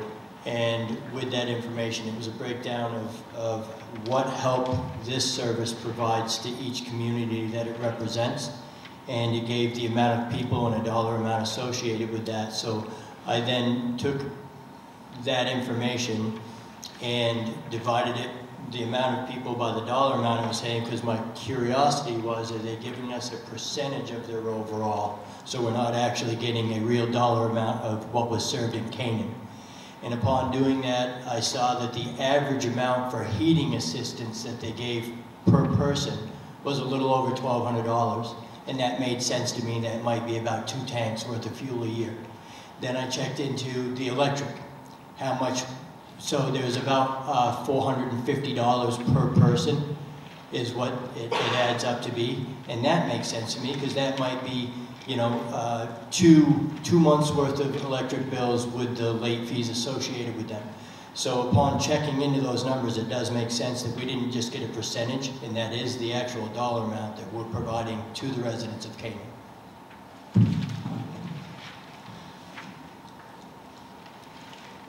Bob Souza. I hadn't thought about these petitions until the woman that just spoke and the things that Mark said. And I think that there is a pretty good divide between the haves and the have-nots in Canaan.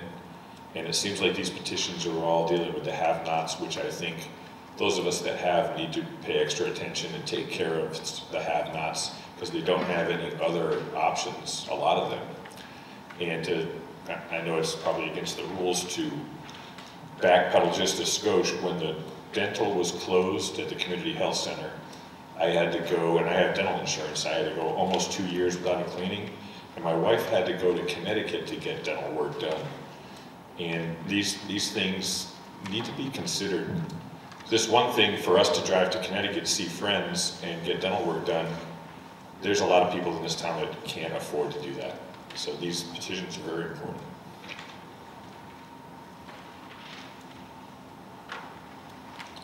Further discussion? I just want to bring up another point that Bob kind of opened up the things between the haves and have-nots. So some of the people in this town were the ones that have, and they might be the have-nots now. So we have to remember that when we're voting. Thank you.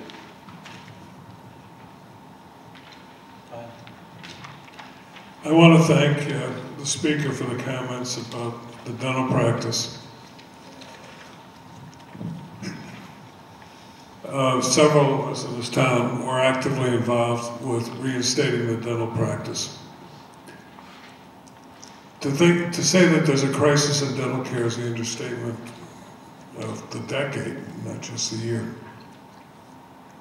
When the health center closed, there were 100 vacancies for dentists statewide, 100 empty dentist positions statewide.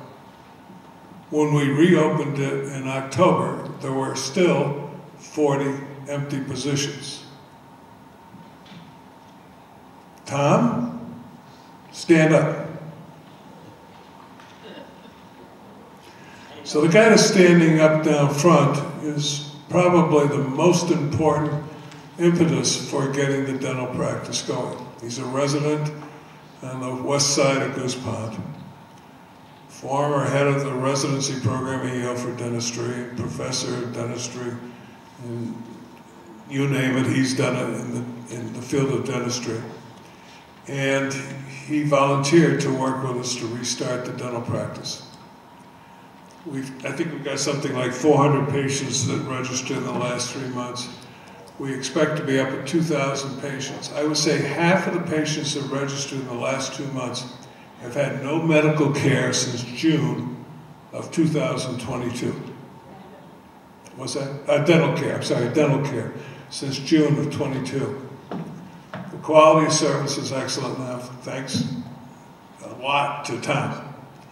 And we've learned from the past that we're never going to have just one dentist. We currently have two, and by the end of, well, by the middle of the summer, we should have a total of 4 different dentists or 3 full-time equivalents working in the practice.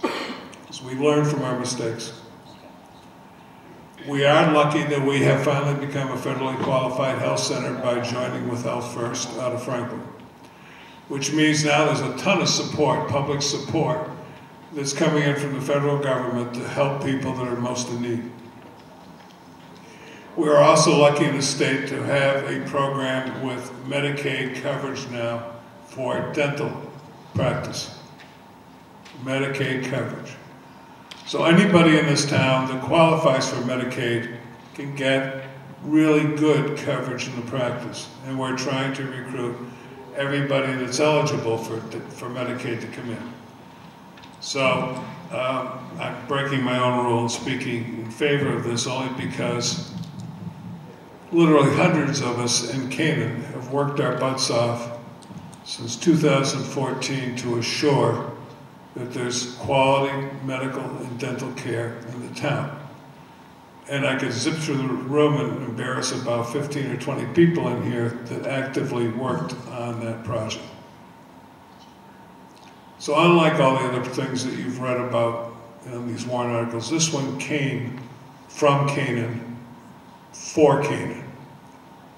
And we ask only if we truly need money. We don't have funds anymore to pump in. Sorry, I'll shut up. Yep. Yes, we're on 27 actually. Yeah. Thank you anyway for your support. Okay, any other discussion on Article 27? All right, there being no further discussion, we'll add it to the warrant as written. Article 28, see if the town will vote to raise and appropriate the sum of $2,100 to support the mission of WISE, providing free 24-hour crisis support services and advocacy to victims of domestic and sexual violence and stalking. May I have a motion to discuss Article 28? Okay. All right, any discussion? Once again, I'm in favor of this one. Thank you.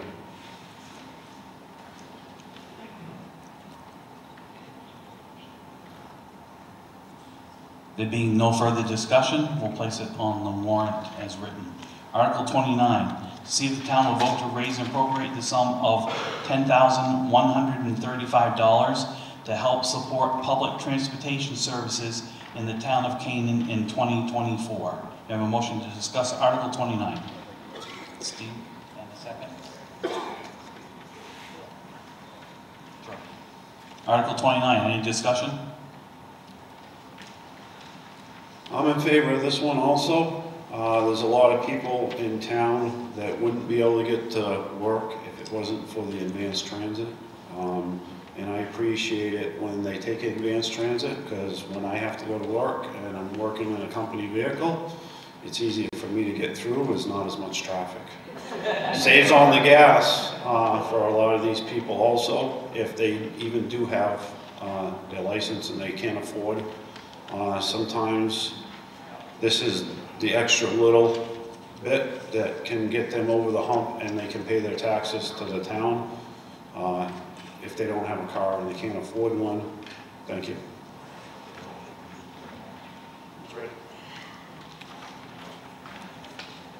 All right.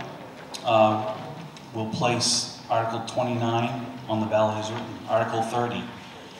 Are you in favor of discontinuing the appointment of a town highway agent in charge, change back to election of a town highway agent with a term of 3 years, beginning with the term of each town highway agent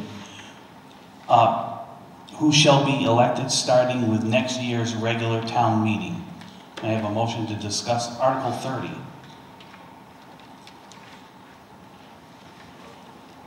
Thank you. Second? Okay, thanks.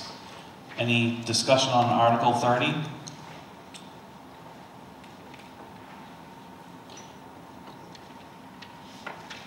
All right, there being no discussion, that will go on the ballot as written.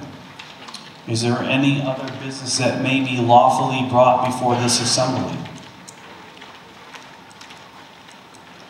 All right, there being none, so we're going to temporarily adjourn and... Hold on, sorry. Oh. Corinne Morse. I just wanted to thank the Budget Committee, the Capital Improvement Committee, and our Select Board for all of the work that they have done bringing this forward, and how thoughtful everyone has been in all of their responses to today's questions.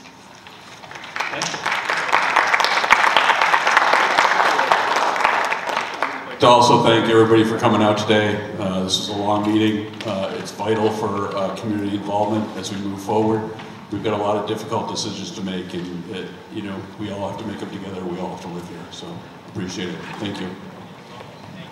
Okay, if you could return the voting packets back to the supervisors, that'd be great. And so I will now adjourn this meeting, and we will reconvene on March 12th at the Canaan Fire Station from 8 a.m. to 7 p.m.